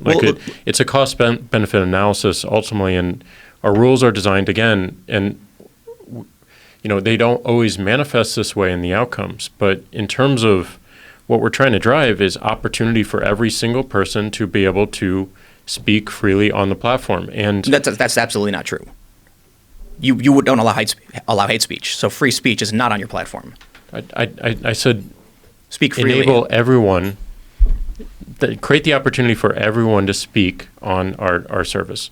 Unless it's hate speech, right? And in part of that, the recognition that we're taking action on is that when some people encounter particular conduct, that we see them wanting to remove themselves from the platform completely, which goes against that principle of enabling everyone to speak or giving people the opportunity to speak. Our rules are focused on the opportunities presented, and we have particular outcomes to make sure that those opportunities are as large as possible. Let's separate the point I made about foreign governments was just to explain the power that your platform holds and how it can be weaponized. We'll separate that now. When Antifa shows up to Berkeley and bashes a guy over the head with a bike lock, that is suppressing his speech, right? That's an act of physical violence. However, when Antifa links hands and blocks a door so that no one can go to an event, that is also legally allowed, right? So what you're saying is that if someone is engaging in behavior, such as going on Twitter and shouting someone down relentlessly, that's something external to what happens in the world under the U.S. government. I am allowed to scream very close to you and not let you speak in public. But on Twitter, you don't allow that. So there's a dramatic difference between what Twitter thinks is okay and what the U.S. government thinks is okay, how our democracy functions and how Twitter functions. The issue I'm pointing out is that we know Twitter is becoming extremely important in how our public discourse is occurring, how our culture is developing, and who even gets elected. So if you have rules that are based on a global policy, that means American citizens who are abiding by all of the laws of our country are being restricted from engaging in public discourse because you've monopolized it. Can I counter that, though? Because these foreign governments are restricted by the same rules. So if they violate those same rules, they will be removed. So if they play within those rules, they can participate in the discourse, even if they are just trying to manipulate our elections. On the other hand, if the people that are on the platform play by those rules, they can also counteract. Unless their ideology goes in line with U.S. law and is legally allowed, as opposed to what you allow. So foreign governments can absolutely keep making new accounts and keep botting and keep manipulating. They can even post things that'll go viral and then get banned and not care. Right. But a private American citizen can say, here's my opinion, I refuse to back down. I see what you're saying. You will ban him. So we can see that at a certain point, you have a lot. Twitter is slowly gaining, in my opinion, too much control from your personal ideology based on what you've researched, what you think is right, over American discourse. If Twitter, and this is my opinion, I'm not a lawmaker, but I would have to assume if Twitter refuses to say in the United States you are allowed to say what is legally acceptable, period, then lawmakers' only choice will be to enforce regulation on your company. Actually, Tim, I spend quite a bit of time talking to lawmakers as part of my role. Head of public policy. I spend a lot of time in D.C. I want to say that Jack and I have both spent a lot of time in D.C. And I think from the perspective of lawmakers, they, across the spectrum, are also in favor of policing abuse and harassment online and bullying online. Well, those are things that people care about because they affect their children and if they affect their communities and they affect individuals. And so I don't think that, and as a private American business, we can have different standards than what an American government-owned corporation or American government would have to institute. Those are two different things. And I understand your point about the influence, and I'm not denying that. Certainly, Twitter is an influential platform. But like anything, whether it's the American law or the rules of Twitter or the rules of Facebook or rules of any platform, there are rules, and those rules have to be followed. So it is your choice whether to follow those rules and to continue to participate in a civic dialogue, or it is your choice to not do that. Absolutely. You've monopolized public discourse to an extreme degree, and you say my way or the highway. Tim, we haven't monopolized it. There are many different avenues for people to continue to have a voice. There are many different platforms that offer that. We are a largely influential one. I'm not trying to take away from that, and we're a very important one. You don't need to be the most important. It's just that you are extremely important. And that's a compliment. Twitter has become extremely powerful. But at a certain point, you should not have the right to control what people are allowed to say. No private look, I'm a social liberal. I think we should regulate you guys because you are unelected officials running your system the way you see fit against the wishes of a democratic republic, and there are people who disagree with you who are being excised from public discourse because of your ideology. That terrifies me. And we can take it one step further. So Tim, just so I understand, so are you suggesting that we don't have any policies around abuse and harassment on the platform? I'm trying to understand what it is you're saying because I'm not sure I'm following you. So you don't think we should have any rules about abuse and harassment? So even the threats that you received that you under mentioned US that we law. did, but you mentioned a number of threats that you received and you were quite frustrated that we hadn't taken action on them. You think we shouldn't have rules that? I'm frustrated because of the hypocrisy of when I see the flow of one direction, and then what I see are Republican politicians who, in my opinion, are just too ignorant to understand what the hell's going on around them. And I see people burning signs that say free speech. I see you openly saying we recognize the power of our platform and we're not going to abide by American norms. I see the manipulation of Twitter in violation of our elections. I see Democratic operatives in Alabama waging a false flag campaign using fake Russian accounts, and the guy who runs that company has not been banned from your platform. Even after it's been written by the New York Times he was doing this. So we know that not only are people manipulating your platform, you have rules that remove honest American citizens with bad opinions who have a right to engage in public discourse, and it's like you recognize it, but you like having the power? I'm not quite sure at what point... So just to get back to my point, so you believe that Twitter should not have any rules about abuse and harassment or any sort of hate speech on the platform. That's your position. Well, that's extremely reductive. I don't know, that may be too simplistic. The point I'm trying to make is... But that is the point you're trying to make. You're asking us to comply with the U.S. law that would criminalize potential speech and put people in jail for it, and you're asking us to enforce those standards. Well, I mean, if you incite death... That's a crime. You can go to jail for that. So at the very least, when you have people on your platform who've committed a crime and you don't ban them, I say, well, that's really weird. And then when you have people on your platform who say a bad naughty word, you do ban them. I say, oh, that's really weird. I mean, I've seen people get banned for tweeting an N to you. I understand what they're trying to do when they tweet letters at you, Jack. But they get suspended for it, and they get a threat. Like you can't. Let's talk about learn to code. Wait a minute. Right? What do you mean by that? I haven't So seen that. So what are they trying to do? There are people who know that they can tweet a single letter, and the next person knows what letter they need to tweet. You see what I'm saying? So you'll see, one user will say N, the next user will put an I, the next user will put a G. Yes. And so they get suspended for doing so. And these are the people who are trying to push the buttons on the rules, right? They get suspended for that? Absolutely. So, because that I think, seems... but here's the thing. I think your team understands what they're doing. However, you get really dangerous territory if someone accidentally tweets an N and you assume they're trying to engage in a harassment campaign, which is why I said let's talk about learn to code. But we do look at coordination of accounts. We're Do you not, do we're that not through just, direct messages? I don't know about direct messages, but Do you read direct messages? We don't read direct messages. We don't read them unless someone reports a direct message to us that they have received. And so you read their direct message that they send to you?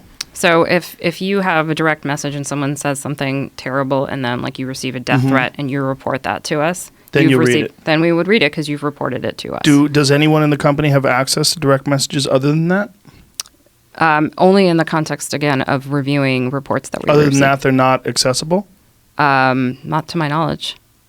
I don't know what you mean. Like, we're I mean, not reading them. accessible. We're Like, not reading them. Is it possible that someone could go into Tim's direct messages and just read his direct messages? I don't think so. So if Tim writes an N and I write an I and Jamie writes a G, can you go into our direct messages and say, hey, let's fuck with Jack and we're going to write this stuff out and we're going to do it and let's see if they ban us? You can't read that. I don't think so. But So if that's the case, I don't how know would that- you know if there was a concerted effort? But I think what he's saying is like if we do see those train of replies, then that is coordination. You know what people are doing, right? Yes. The point I'm Sure, trying to make but is how do you prove it? well, I think beyond the N, like the first person to put the letter, you can't Right. prove he did it, but everybody else you kind of can. But I don't think we would. Well, I can say this. I've been sent numerous screenshots from people. Screenshots can be faked. I recognize it, but I have seen people actually tweet, and then I've seen the tweet follow up. Right after one letter, though? Yeah, someone tweeted at you. Someone decently high profile, like a big YouTuber, tweeted an N at you, and then got like a 12-hour suspension. I didn't see Yeah, it. but let's talk about learn to code, right? And why are people being suspended for tweeting hashtag learn to code? Yep. We did some research on this. yes, we did some research on this. So there was a situation, I guess about a month ago or so, where a number of journalists were receiving a variety of tweets, some containing learn to code, some containing a bunch of other coded language that was wishes of harm. These were thousands and thousands of tweets being directed at a handful of journalists. And we did some research, and what we found was a number of the accounts that were engaging in this behavior, which is tweeting at the journalists with this either learn to code or things like Day of the Rope and other coded language, were actually ban evasion accounts. That means accounts that had been previously suspended. And we also learned that there was a targeted campaign being organized off our platform to abuse and harass these journalists. That's not true. So see, here's the thing. An activist who works for NBC wrote that story and then lobbied you. You issued an official statement, and then even the editor-in-chief of the Daily Caller got a suspension for tweeting "Learn to Code" at the Daily Show. So I have never talked to anybody from NBC about this issue, so I'm not Right, but sure. so they report it. Don't misrepresent me. They report it. The narrative goes far and wide amongst your circles. Then all of a sudden, you're seeing high-profile conservatives tweeting a joke, getting suspensions. So again, some of these tweets actually contained death threats, wishes of harm, other coded language that we've seen to mean death to journalists. So it wasn't about just the learn to code. It was about the context that we were Can we seeing. Come on, that's clarify just not what true. is- That's just not true. The editor-in-chief of the Daily Caller was suspended for tweeting nothing but hashtag Learn to Code. So Tim, can I finish what I was saying? Yeah. So we were looking at the context, and what was happening is there were journalists receiving hundreds of tweets. Some had death threats, some had wishes of harm, some just learned to code. And in that particular context, we made a decision. We consider this type of behavior dogpiling, which is when all of a sudden individuals are getting tons and tons of tweets at them. They feel very abused and harassed on the platform. Can we pause this because Yeah, this of is course, super Joe. confusing for people who don't know the context. The learn to code thing is in response to people saying that people that are losing their jobs, like coal miners and truck drivers and things like that, could learn to code. It was almost like in jest initially. Or if it wasn't in jest initially, it was so poorly thought out as a suggestion that people started mocking it, right? Correct? So Is this correct? the first stories that came out were simply like, can miners learn to code? It was Right, no coal ill- miners, right. And the hashtag learn to code is just a meme. It's not Right. even necessarily a conservative one, though you will see more conservatives using But it was people are using it to mock how stupid the idea of taking a person who's uneducated, who's in their 50s, who should learn some new form of vocation, and then someone says learn to code, and so then other people, when they're losing their job or when something's happening, people would write learn to code because it's a meme. Well, right? not even necessarily. I would just characterize learn to code as a meme that represents the elitism of modern journalists and how they target certain communities with disdain. Okay. So to make that point, there are people who have been suspended for tweeting something like, "I'm not too happy with how BuzzFeed reported the story. #learn to code." Right, making representation of these people are snooty elites who live in ivory towers. But again, this is a meme that has nothing to do with harassment, but, it's some people might be harassing somebody and might tweet it. Why would we expect to see, even still today, I'm still getting messages from people with screenshots saying I've been suspended for using a hashtag, and the editor-in-chief of the Daily Caller, right? He quote tweeted a video from the Daily Show with #learn to code, and he got a suspension for it. So why learn to code? Why is that alone so egregious? And I don't think it is so egregious. I So think is it that's just a something that background. got stuck in an algorithm? No, it was, again, a specific set of issues that we were seeing targeting a very specific set of journalists. And it wasn't just the learn to code. It was a couple of things going on. A lot of the accounts tweeting learn to code were ban evaders, which means they've previously been suspended. A lot of the accounts had other language in them, or tweets had other language like day of the brick, day of the rope, oven ready. These are all coded meanings for violence against people. Right. People who were receiving this were receiving hundreds of these in what appeared to us to be a coordinated harassment campaign. And so we were trying to understand the context of what was going on and take action on them. Because again, I don't know, Joe, if you've ever been the target of a dogpiling event on Twitter, but it is not particularly fun when thousands of people or hundreds of people are tweeting at you and saying things. And that can be viewed as a form of harassment. It's not about the individual tweet. It is about the volume of things that are being directed at you. No, I understand. And so in that particular case, we made the judgment call, and it is a judgment call, to take down the tweets that were responding directly to these journalists that were saying learn to code, even if they didn't have a wish of harm specifically attached to them because of what we viewed as coordinated attempt to harass them. And again, like I was saying, some of the other signals and coded language. And we were worried that learn to code was taking on a different meaning I understand what you're in saying. that particular context. So, but in and of itself, though, it still seems like there's alternative meanings to learn to code. It still could be used, as Tim was saying, to mock elite, snooty. Speak truth to power. Yes, Yes, absolutely. yes. I agree with you. So it's really about the context of what was happening in that situation and all those other things. I think in a very different situation, we would not take action on that. Okay, but doesn't that seem like you're throwing a blanket over a very small issue? I think Because it learn to code in itself is very small. The blanket is cast over racism. The blanket is cast over this all the other horrible things that are attached to it. But the horrible things that are attached to it are the real issue. This learn to code thing is kind of a legitimate protest in people saying that these minors should learn to code. That's kind of preposterous. Well, the first articles weren't mean. It was just Right. Learn to Code kind of identified you have these journalists who are so far removed from middle America that they think you can take a 50-year-old man who's never used a computer before and put him Right. The stories I think were legitimate. Yes. But the point more so is it was a meme. The hashtag, the idea of Learn to Code condenses this idea, and it's easy to communicate, especially when you only have 280 characters, that there is a class of individual in this country. I think you mentioned on, was it Sam Harris, that these liberal journalists only follow each other?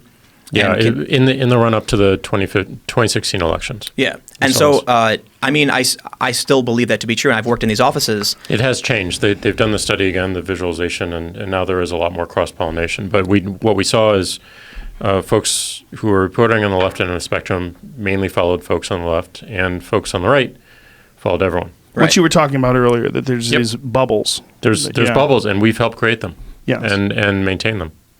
So here's what ends up happening, and this is one of the big problems that people have with this story particularly. You have a left-wing activist who works for NBC News. I'm not accusing you of having read the article. He spends like a day lobbying to Twitter saying, guys, you have to do this, you have to make these changes. The next day he writes a story saying that 4chan is organizing these harassment campaigns and death threats. And while 4chan was doing threads about it, you can't accuse 4chan simply for talking about it because Reddit was talking about it too, as was Twitter.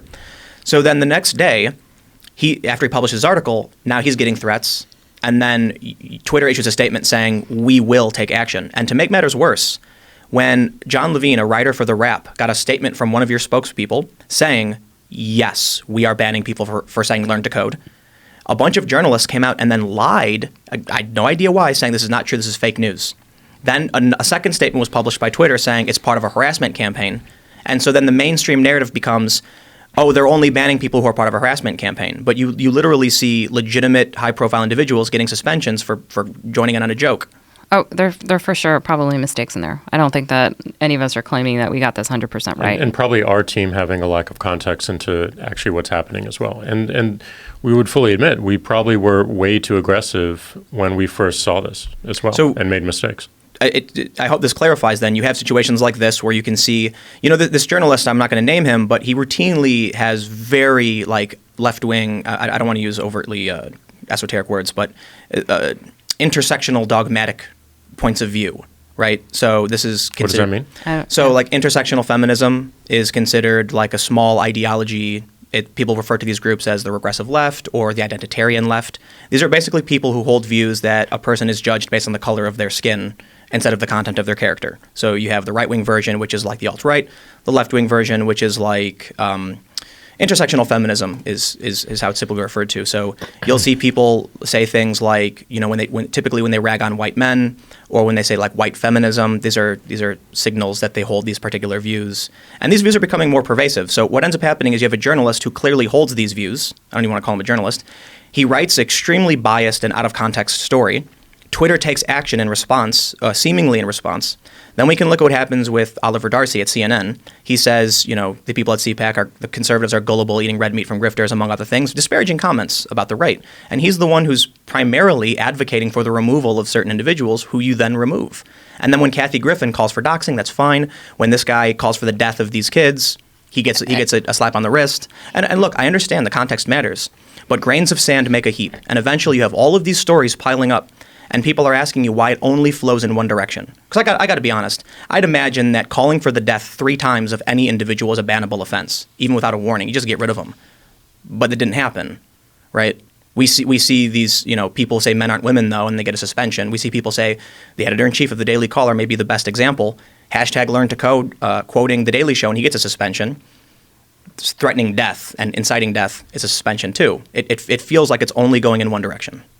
Yeah, I think we have a lot of work to do to explain more clearly when we're taking action and why, and certainly looking into any mistakes we may have made in those particular situations. So would you guys agree that in tech, I think we can all agree this, I would hope you agree, tech tends to lean left? Like tech companies, Facebook, Twitter, Google. I would be willing to bet that a conservative running a social network would not have a hate speech policy. You look at Gab and you look at Minds, and Minds not even right wing. Right, they're not right wing at all. They just staunchly support free speech, and I don't think Gab is necessarily. I don't think the owner is necessarily right wing either. I don't know much about him. I think he's like a libertarian. I don't want to. I don't want to specify either. I don't know enough. Yeah, but I know that when you read what they write, they're just staunchly committed to free speech. But they will stop doxing. They will do things to stop targeted harassment and doxing and things along those lines. Sometimes slowly, admittedly. Yeah, admittedly. But they just want an open platform. What my point is that I think a lot of people that are on the right feel disenfranchised by these platforms that they use on a daily basis. I don't know what the percentages are in terms of the number of people that are conservative that use Twitter versus the number of people that are liberal, but I would imagine it's probably pretty close, isn't it? I don't know. The numbers? I don't know because we don't ask people what their we'd have to infer all that based on what they're saying, or because. So let's not even go there. But the people that run, whether it's Google or Twitter or Facebook, any of these platforms, YouTube for sure, powerful leaning towards the left. Wouldn't we all agree to that? Well, we don't ask our employees, but my guess is that many employees at tech companies are probably liberal. It's really fascinating. But I also think, you point out all the companies you mentioned are in exactly the same region as well. Yes, and we do have the challenge of some monocultural thinking as well. But I have said publicly that, yes, we will have more of a liberal bias within our company. I said this to CNN. Right. But that doesn't mean that we put that in our rules. Right. And But hold on a second. Because what I'm getting at is that at some point in time, things have to get down to a human being looking and reviewing at cases.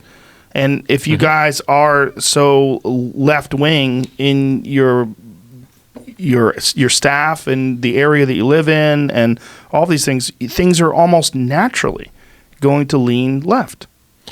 Is that fair to say? If we were purely looking at the content, but a lot of this agent work is based on the behaviors, all the things that we've been discussing in terms of the context of the actual content itself.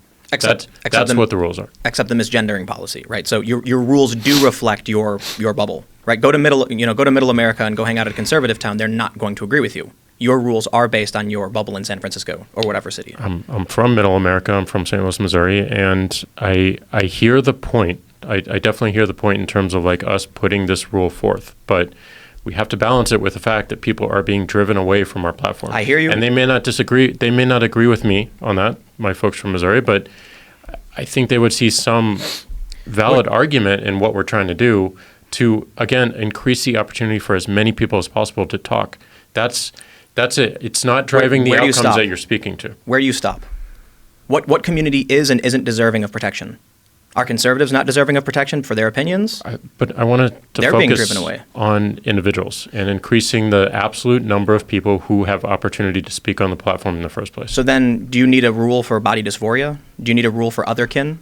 Right? You see what I'm asking you? You have a specific rule? I see what you're asking, but like, and this came from a call and research. And there's disagreement as to whether this is the right outcome or not, and this is the right policy.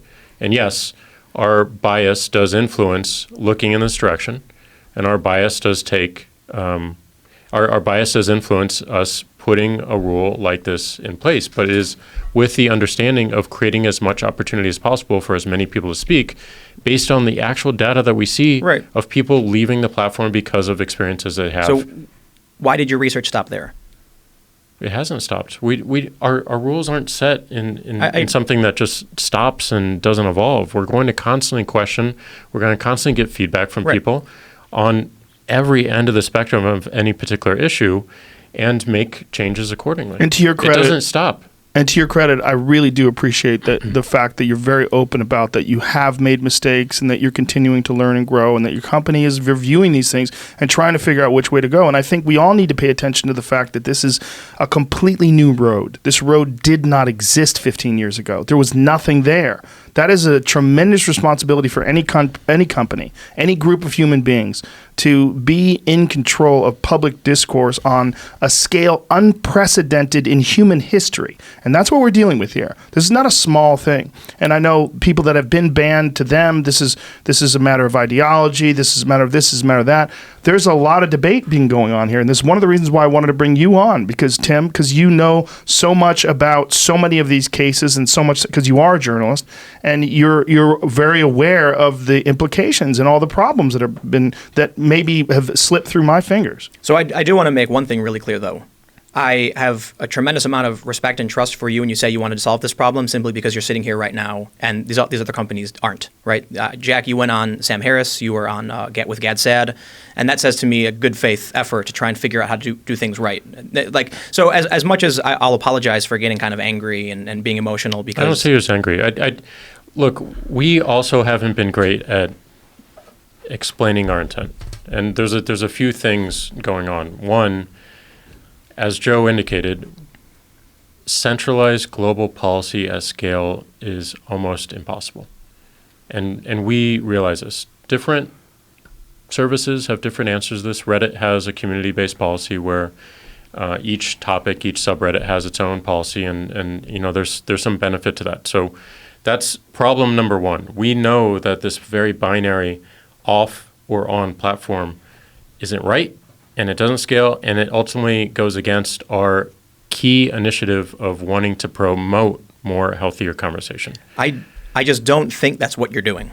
I hear you. Yeah. But we're not done. We're not done. We're not finished with our work, and we need to, the reason I'm going on all these podcasts and having these conversations, and ideally Vidya's getting out there more often as well, because we don't see enough and hear enough for her. We need to have these conversations so we can learn, we can get the feedback, and also pay attention to where the technology is going. Before the podcast, we talked a little bit about, and I talked about it on our previous podcast and also Sam's, that technology today is enabling content to live forever in a way that was not possible before. You can say that everything on the internet lives forever, but it's generally not true, because any host or any connection can take it down. The blockchain changes all of that. It can actually exist forever, permanently, without anyone being able to touch it, government, company, individual. And that is a reality that we need to pay attention to and really understand our value. And I believe a lot of our value in the future, not today, again, we have a ton of work, is to take a strong stance of, like, we are going to be a company that, given this entire corpus of conversation and content within the world, we're going to work to promote healthy public conversation. That's what we want. That's what we want to do. And if you disagree with it, you should be able to turn it off. And you should be able to access anything that you want, as you would with the internet. But those are technologies that are just in the formative stages and presenting new opportunities to companies like ours. And there's a ton of challenges with them, and a ton of things that we've discussed over the past hour that it doesn't solve and maybe exacerbates, especially around things like election interference and some of the regulatory concerns that you're bringing up. So there's a few issues, right? Your definition of what is or isn't healthy, right? Yes. And we want that to be public. Like, we want that. We have 4 indicators right now that we're working on with an external lab. We want other labs we want to give it up, open source, make sure that people can comment on it, that people can help us define it. We'll use that interpretation on our own algorithms and then push it. But that has to be open. That has to be transparent. Are we there today? Absolutely not. We're not there. This course of action to me looks like a Fahrenheit 451 future, where everything is so offensive, everything must be restricted. I see that's the path I see that you're on. You want to have a healthy conversation. You want to maximize the amount of people. That means you got to cut off all the tall grass and level everything out. So if you've decided that this one rule needs to be enforced because certain things are offensive. No, but can I explain what health at least means to us in this particular case? Yeah. So, like, we talked a little bit about this on the previous podcast, but, like, we have 4 indicators that we're trying to define and try to understand if there's actually something there. One is shared attention. Is a conversation generally shared around the same objects, or is it disparate? So, like, as we're having a conversation, the 4 of us are having a conversation, are we all focused on the same thing? Or is Joe on his phone, which you were earlier, or, like, whatever is going on? Because more shared attention will lead to healthier conversation. Number 2 is shared reality. Not whether something is factual, but are we sharing the same facts? Is the earth round? Is the world flat? So women. Yes, we can tell what facts are we sharing and what facts are we not sharing, what percentage of the conversation. So that's a second indicator. Third is receptivity. Are the participants receptive to debate and to civility and to expressing their opinion? And even if it is something that might be hurtful, are people receptive to at least look at and be empathetic and look at what's behind that? This is the one we have the most measurement around today. We can determine and predict when someone might walk away from a Twitter conversation because they feel it's toxic. I just ignore them all, basically. So, and we see that in our data, right? So and there's some conversations that you get into and you persist. And then finally is variety of perspective. Are we actually seeing the full spectrum of any topic that's being talked about? And these are not meant to be taken as individual parts, but in unison, how they play together. And we've written these out. We haven't gotten far enough in actually defining what they look like and what they mean, and we certainly haven't gotten good enough at understanding when we deploy a solution like being able to follow a hashtag. Does that impact variety of perspective to the positive? Does it impact shared reality to the negative? Whatnot? So this is how we're thinking about it. And as we think more about that, that influences our product, influences our enforcement, and influences our policy as well. What you're describing sounds wildly different to what Twitter is, right? So you have a goal for where you want to get with those metrics. So what confuses me then when we talk about someone like Meghan Murphy, who sure she violated your rules, but in the context of a conversation, you recognize people will sometimes get heated with each other. How do you is a healthy conversation when no one is being negative? What if people are yelling at each other and being mean and insulting or misgendering them?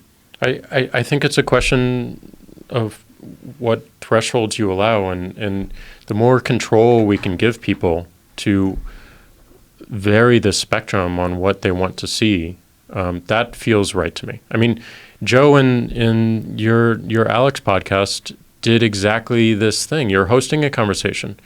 You had both of your guests who started talking over each other. You paused the conversation. You said, let's not get combative. Someone said, I'm not being combative. You said, you're all talking over each other. And there's a dynamic that the conversation then shifted to that got to some deeper points, right? Could have just said, let that happen and let it go. And that's fine too. It's up to who is viewing and experiencing that conversation. And I agree with you. It is completely far off from where we are today. We've not only have we had to address a lot of these issues that we're talking about at this table, but we've also had to turn the company around from a business standpoint. We've had to fix all of our infrastructure that's over 10 years old, and we had to go through 2 layoffs because the company was too large. So we have to prioritize our efforts, and I don't know any other way to do this than be really specific about our intentions and our aspirations and the intent and the why behind our actions. And not everyone's going to agree with it in the particular moment. So I want to point this out before I make my next statement, though, just real quick. It seems like the technology is moving faster than the culture. So I do recognize you guys are in a rock and a hard place. How do you get to a point where you can have that open source crypto, blockchain technology that allows free and open speech? At the same time, the technology exists. Twitter has been replicated numerous times in different ways. Mastodon, for instance. Yep. What's disconcerting to me is, and maybe you have research on this, which is why you've taken the decisions you have. But when you ban someone because they've said, bad opinions, misgendering, well, they're not going to go away. They're going to try and find anywhere they can speak. So what effectively happens is you're taking all of these people from a wide range of the most, to use a prison analogy, murderers, all the way to pot smokers, and you're putting them in the same room with each other, and you're saying you're not welcome here. Well, what happens when you take someone who smokes pot and put them in prison with a bunch of gangbangers and murderers? They fall into that. I totally get the point. I'm hyper aware of our actions sending more and more things into the dark. Well, this is something that I want to discuss. This is really important in this vein of thinking. What about roads to redemption? Mm-hmm. What about someone like Meghan Murphy? What about anyone, Alex Jones, Milo? Can we find a path for people to get back to the platform? That, for good or for bad, like it or not, there is one video platform that people give a shit about, and that's YouTube. You get kicked off of YouTube, you're doomed. I mean, that's just reality. You can go, Vimeo is wonderful. There's a lot of great video platforms out there. They have a fucking tiny fraction of the views that YouTube does. That's just reality. The same thing can be said for Twitter. Whether or not other platforms exist that's inconsequential. The vast majority of people are on Twitter. The vast majority of people that are making, posts about the news and breaking information, they do it on Twitter. What can be set up, and have you guys given consideration to some sort of a path to redemption? Yeah, there's redemption and there's rehabilitation. Okay. And, we haven't done a great job at having a cohesive stance on rehabilitation and redemption. We have it in parts. So the whole focus behind the temporary suspensions is to at least give people pause and think about why they violated why and how they violated our particular rules that they signed up for when they came in through our terms of service. Right, whether you agree with them or not, like, this is the agreement that we have with people. I'm just thinking this. I'm sorry to interrupt you, but it would be kind of hilarious if you guys had an option, like a mode of Twitter, an angry mode. Like, fuck, I'm angry right now, so I'm going to type some things, and it says, hey, dude, why don't you just think about this? We're going to hold it for you in the queue. People do that. People do that people do that in their drafts, but I'm sure they do. I'm sure they do. But it would be funny if you had an angry mode. Yeah, but like I mean, you guys, I noticed you guys are using a lot of curse words and you're saying a lot of bad things. We're going to put you in angry mode. Yeah. So think about this. So you have to make several clicks if you want to post this. And there is research to suggest that people expressing that actually tends to minimize more violent physical for sure. conduct. Well, So- everyone says that with emails. If you're in the middle of the night, someone sends you an email and you find it insulting, you're ready to type an email, and then go to sleep. Wake up in the morning like, I'm going to say something nice. Yeah. That's how I wind up interacting with these people. But what do you think can be done for people like, let's say Meghan Murphy, because she seems one of the, it's as easy to see her perspective as any. What do you think could be done for her? I think you're right. I think that I would love to get to a point where we think of suspensions as temporary and She's time-bound. banned for life. Right now, that's the only option that we've built into our rules, but we have every capability of changing that, and that's something that I want my team to focus on, is thinking about, as Jack said, not just coming back after some time-bound period, but also like what more can and should we be doing within the product itself early on to educate people about the rules. So one of the things that we're working on is a very, very simplified version of the Twitter rules. That's 2 pages, not 20. I've made sure that my lawyers don't write it, and it's written in as plain English as we can. We try to put examples in there and like really taking the time to educate people. And I get people aren't always going to agree with those rules, and we have to address that too. But at least simplifying it and educating people so that they don't even get to that stage. But once they do, understanding that there are going to be different contexts in people's lives, different times, they're going to say and do things that they may not agree with, and they don't deserve to be permanently suspended forever from a platform like Twitter. Agreed. So how do you get to it? So we this is something that actually we just had a meeting on this earlier this week with our executive team, and identifying kind of some of the principles by which we would want to think about time bounding suspension. So it's work. We have to do it, and we're going to figure it out. I'm not going to tell you it's coming out right away, but it's on our roadmap. It's something we want to do. Why don't you set up a jury system? When someone reports something, instead of you having to worry about it, there would be no accusation of bias if 100,000 users were randomly selected to determine. Because Periscope does this. Yeah, Periscope It's not does a bad this. idea. And we've learned Periscope does this? Can you please explain that? So Periscope has a content moderation jury. So we flag based on the machine learning algorithms, and in some cases reports, particular replies. We send them to a small jury of folks to ask, is this against our terms of service, or is this something that you believe should be in the channel or not? Do you can vote yes sign or up to be on the jury? No, it's random. So you randomly get chosen, and you decide whether or not you want to participate? Yep. Okay. And it's good. It has some flaws. It has some gaming aspects to it as well. But like we do have a lot of experiments that we're testing, and like we want to build confidence in like it's actually driving the outcomes that we think are useful. And Periscope is a good playground for us across many regards. I think ultimately one of the greater philosophical challenges is that you are a massively powerful corporation. You have international investors. I believe there's a Saudi prince owns 6% of Twitter. So is that true? I just want to make sure that's... Well, we're a publicly traded corporation, right. Anybody can buy stock, but that doesn't mean they have influence on day-to-day Well, operations. I think depending on which political faction you ask, they'll say money is influence, right? So I'm not going to say that the Saudi prince who invested in Twitter, because again, I've only it's been a while since I've read these stories, is like showing up to your meetings and throwing his weight around. But at a certain No, he's point, definitely not doing that. but I'm not. Do I have to trust you? Right? This is a guy who's thrown in over $1 billion, I think, into Twitter. Twitter has influence on our elections. Foreign government actors have stake in Twitter. It worries me then when you base your rules on your personal decisions on an unelected group of people. You have such tremendous power in this monopoly on public discourse, near monopoly. Like he was saying, there's some platforms, Twitter has no real competition. So I just have to hope and trust you have the best interest at heart. But you, at the end of the day, it's authoritarian. No one chose you to be in charge of this. I understand you mentioned you discovered Twitter, but here I am looking at both of you who have this tremendous power over whether or not someone can get elected. You can choose to ban someone and tell me all day and night you have a reason for doing it. I just have to trust you. That's terrifying. There's no proof.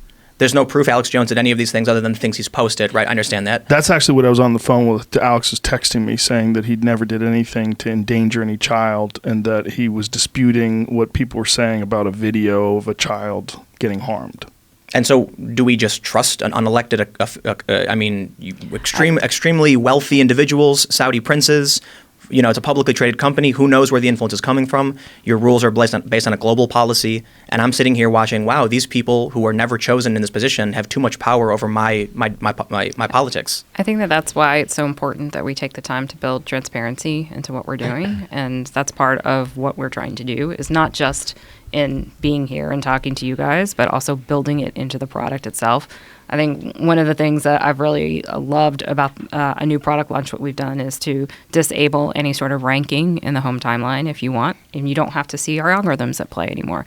These are the kinds of things that we're thinking about. How do we give power back to the people using our service so that they can see what they want to see and they can participate the way they want to participate? And this is long term, and I get that we're not there yet, but this is how we're thinking about it. And you can imagine where that goes. I mean, in just one switch and turning all the algorithms off. What does that do? What does that look like? So these are the conversations that we're having in the company, whether they be good ideas or bad ideas. We haven't determined that just yet, but we definitely look. I definitely understand the mistrust that people have in our company, in myself, in the corporate structure, in all the variables that are associated with it, including who chooses to buy on the public market, who chooses not to. I get all of it. And I grew up on the internet. I'm a believer in the internet principles, and I want to do everything in my power to make sure that we are consistent with those ideals. At the same time, I want to make sure that every single person, and do everything in my power, has the opportunity to participate. So let me ask you a question then. For your policy as it pertains to, say, Saudi Arabia, right? Do you enforce the same hate speech rules on Saudi Arabia? Our rules are global. We enforce them against everyone. So even in countries where it's criminal to be LGBT, you will still ban someone for saying something disparaging to, or saying something to that effect. Like, let's say Saudi Arabia sentenced someone to death for, I don't want to call it Saudi Arabia specifically. Let's call it Iran, because I believe that's the big focus right now with the Trump administration. Iran, it's my understanding, it's still punishable by death. I could be wrong, but it is criminal.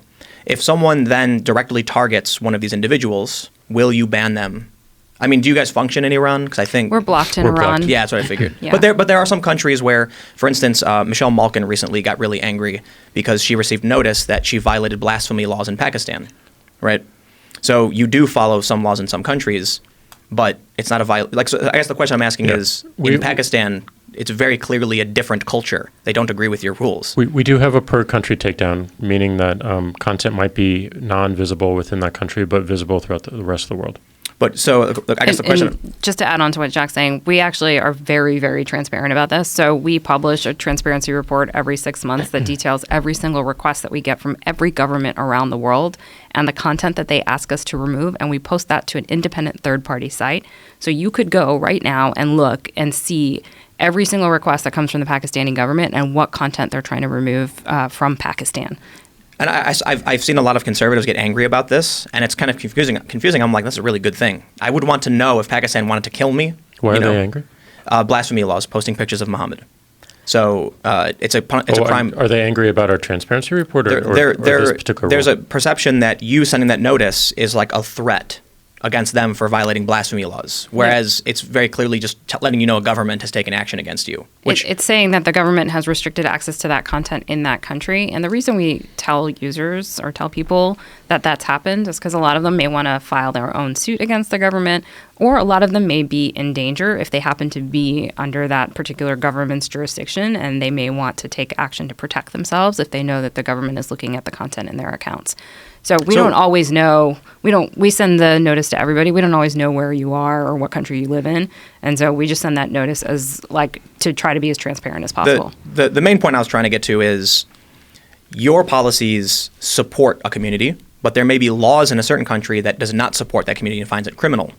Right? So your actions are now directly opposed to the culture of the country. I guess the point I'm trying to make is that if you enforce your values, which are perceivably not even the majority of this country, if you're, consider yourselves more liberal leaning than you're half of the United States, but you're enforcing those rules on the rest of the world that use the service, it's sort of forcing other cultures to adhere to yours. So a lot of our rules are based in more of the UN declaration. than just purely U.S. Doesn't the UN Declaration guarantee the right of all people through any medium to express their opinion? It does. Then why it ban also hate has speech? it also has conditions around particular speech, inciting violence, and some of the aspects that we speak to as well. And it protects is in the specific covenant. categories, whether it's religion, race, gender, sexual orientation. Those are also protected under the UN covenant to protect human rights. Ooh, look at that, a pause. We've had a number of pauses. I've We've got had a number of pauses. I'm sure we have many more things to talk about. Don't worry. I don't want to just. I'm just saying this. I've got a bunch of other things that because here's the thing. There's a bunch of other issues having to do with bias and censorship, and I feel like we've kind of like beaten that horse relentlessly. But I think that horse is good to beat. And Well, so I think let's- it's also good to address why the horse is being beaten and why it exists in the first place. And I really want to say this again. I really appreciate the fact that you guys are so open and that you're willing to come on here and talk about this because you don't have to. This is your decision, and especially you, Jack. After we had that first conversation and the blowback was so hard, you wanted to come and clarify this, and I think this is so important to give people a true understanding of what your intentions are versus what perceptions are. Yeah. Appreciate it. And thank you for hosting this again. And look, I think it's also important that the company is not just me. We have people in the company who are really good at this and are making some really tough decisions and having tough conversations and getting pushback and getting feedback, and they have the best intentions. Let's. I'll get back into the meat of things to get to beating the dead horse. Sure. I don't know if you have any data on why Jacob Wall was recently banned. Do you have that? I believe. Who is Jacob Wall? He's I don't know how to describe him. He's a conservative personality, but he's very, very controversial for like fake news or something. I don't know too much about him, so I don't want to accuse him of things because I don't know who he is. But he was in something where he tried accusing Mueller of like sexual assault, and it turned out to be like just completely fake, ridiculous. This is a gentleman that was in the USA Today article where he admitted that he had used tactics in the past to influence the election, and he will continue to do so using all of his channels. Yes. And so when we saw that report, our team looked at his account. We noticed there were multiple accounts tied to his account, so fake accounts that he had created that were discussing political issues and pretending to be other people from other perspectives. How do you find that out? We would have phone numbers linking accounts together, or email addresses, in some cases IP addresses, other types of metadata that are associated with accounts, so we can link those accounts together. And having multiple accounts in and of itself is not a violation of our rules, because some people have their work account, their personal account. It's when you're deliberately pretending to be someone else and manipulating a conversation about a political issue. And those are exactly the types of things that we saw the Russians do, for example, in the 2016 election. So it was that playbook and that type of activity that we saw about Jacob Wall, and that's why his accounts were suspended. Did you investigate Jonathan Morgan? I don't know who that is. Why? Neither. That's the important question. Why? I don't know who that is. Well, that's it might be that someone at Twitter investigated him. I personally don't know who that is. So one of the issues that I think is really important to get to is you should know who he is. He's more important than Jacob Wall is. But for some reason, you know about this conservative guy and not the Democrat who helped meddle in the Alabama election. Well, so Jonathan, according to the New York, a sheer volume that they have to pay attention to. In all fairness. Right. But it's about grains of sand making a heap in the flow of a direction where we can see Jacob Wall has said he's done this. So you're like, we're going to investigate. We ban him. It was recently reported and covered by numerous outlets that a group called New Knowledge was meddling in the Alabama election by creating fake Russian accounts to manipulate national media into believing that Roy Moore was propped up by the Russians. Facebook banned him, as well as 4 other people, but Twitter didn't. He's still active. I believe we did ban the accounts that were engaged in the behavior. I do remember sending worse. this to Vidya and our team. That's worse, though. So you didn't ban the guy doing it, but you banned the people. So in the case of Jacob Wall, we were able to directly attribute through email addresses and phone numbers his direct connection to the accounts that were created to manipulate the election. If we're not able to tie that direct connection on our platform, or law enforcement doesn't give us information to tie attribution, we won't take action. And it's not because of political ideology. It's because we want to be damn sure before we take action on accounts. So someone could use a VPN, perhaps, and maybe additional email accounts, and they could game the system in that regard. There's certainly sophisticated ways that people can can do things to mask who they are and what accounts that they're controlling. And just the internal conversation, Tim, just to provide more light into what happens. Like I got a email or a text from Vidya one morning and said, we are going to permanently suspend this particular account. And it's not a, what do you think? It's, we are going to do this. And I then have an opportunity to ask questions. I asked a question, why? She gave me a link back to the document of all the findings and USA Today. We took the action. I was on Twitter. A bunch of people pointed me at this particular case, sent some of those tweets to her, what's going on. So that's in the background. Wouldn't you just terminate anybody associated with the company that was doing this? I mean, keep in mind, too, at the time when this campaign was happening. On what basis? He admitted to engaging in the operation in a quote to New York Times, and you banned the accounts associated with it. So if you know he's the one running the company, wouldn't you be like, okay, you're gone? Do you want us to take every single newspaper account's attribution? Because what we were able to do in the Jacob Wall situation was actually tie those accounts in our own systems. Right. That he actually controlled the accounts, not just take the word of a newspaper article. Well, no, you said you banned his accounts. Yes. And you know from his own statement and from his tweets that he was the running the company. Jacob Wall. No, Jonathan Morgan. Oh, sorry. I'm getting confused about what we're talking about. Jacob Wall, it's announced in the USA Today, he says, I'm doing this. And you're like, okay, we can look at his account, we can see it, we get rid of him. With new knowledge, you said you did take those accounts down. I believe we were able to take down a certain cluster of accounts that we saw engaging in the behavior, but we weren't necessarily able to tie it back to one person controlling those accounts. Even if they say they did it? And this is where I get back. Like, we like to have some sort of attribution that's direct that we can see.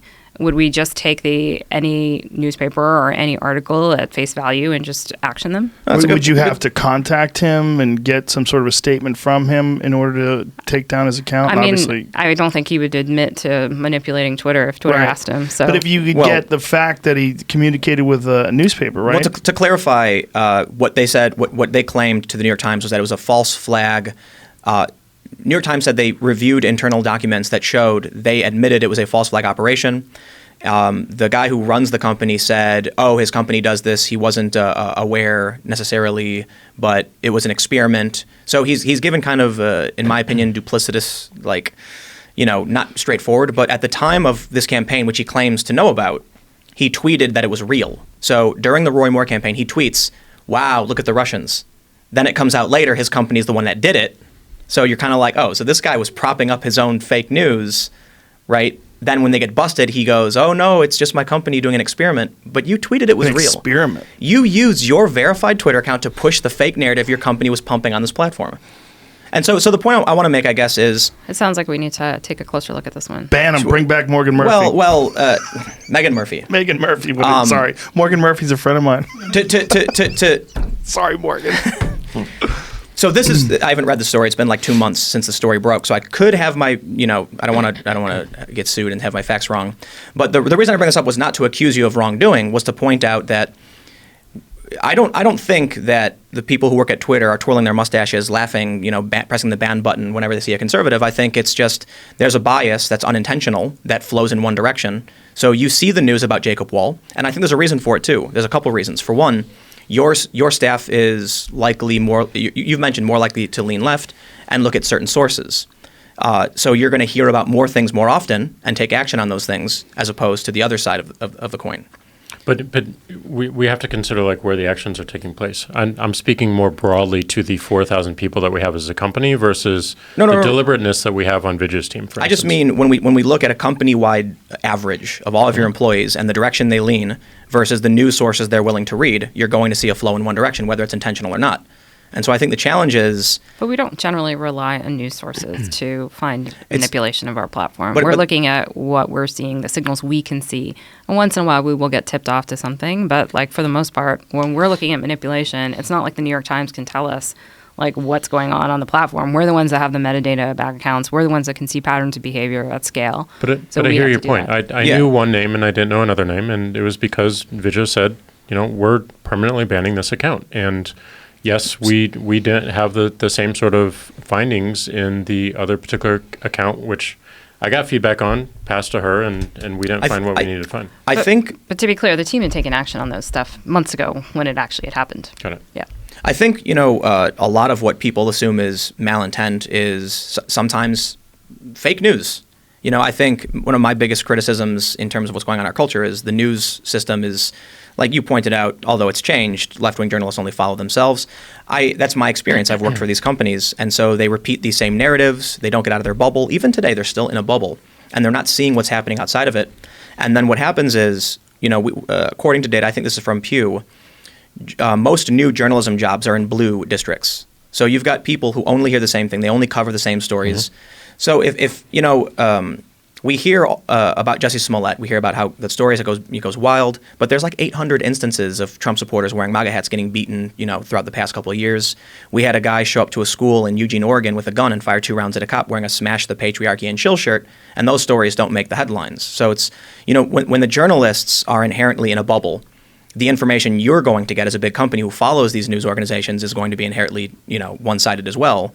And then the only action you're going to be able to take is what you know. You can't ban someone if you don't know they're doing it. I hear you. I think our biggest issue and the thing that I want to fix the most is the fact that we create and sustain and maintain these echo chambers.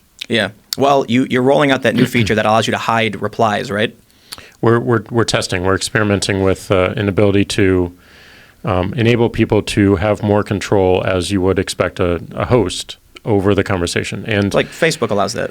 Yeah, but I don't think they have the level of transparency that we want to put into it. So we actually want to show whether a comment was moderated and then actually allow people to see those comments. So both showing the action that this person moderated a particular comment, and then you can actually see the comment itself. It's one click over, one tap over. That's how we're thinking about it. It might change in the future, but we can't do this without a level of transparency, because we minimize something Vijay spoke to earlier, which is speaking truth to power, holding people to account. Even things like the Fire Festival, where you had these organizers who were deleting every single comment, moderating every single comment that called this thing a fraud and don't go here.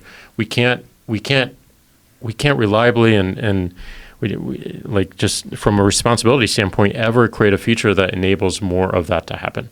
And that's how we're thinking about even features like this. I'm going to jump right off into a different train card here.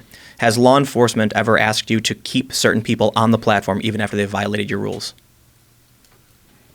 Not that I'm aware.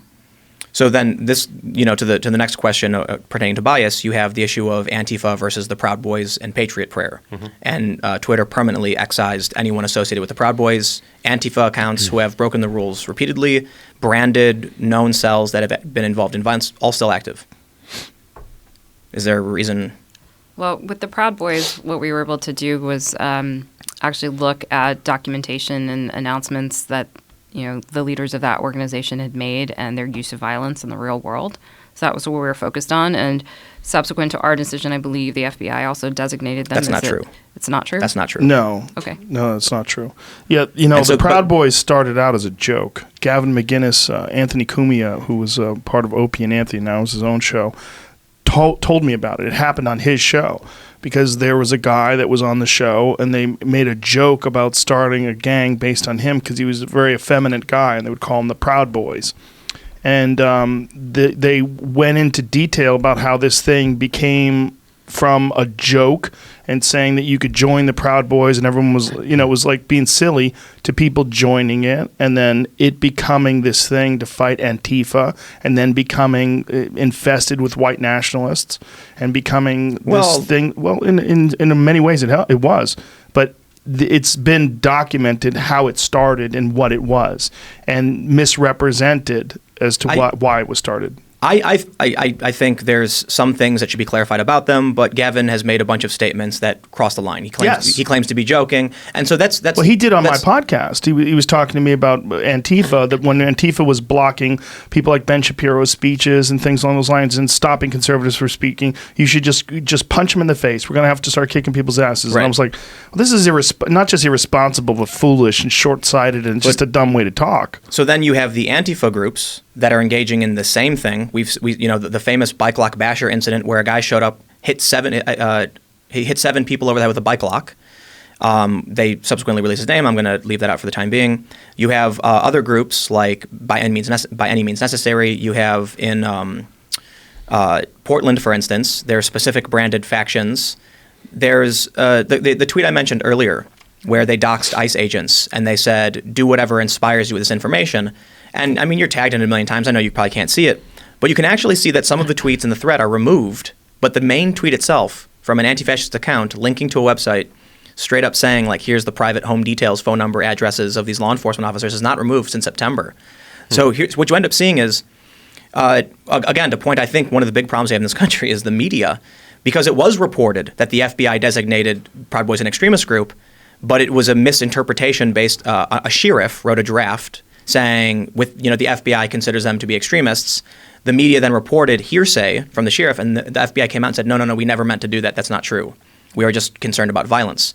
So the Proud Boys all get purged. And again, I think, Gavin's a different story, right? If you want to go after the individuals who are associating with that group versus the guy who goes on his show and says outrageous things and goes on Joe's show.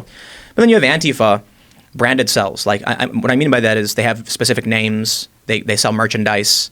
And they're the ones showing up throwing mortar shells into crowds. They're the ones showing up with crowbars and bats and whacking people. I was in Boston, and there was a rally where conservatives were planning on putting on a rally. It was literally just like libertarians and conservatives.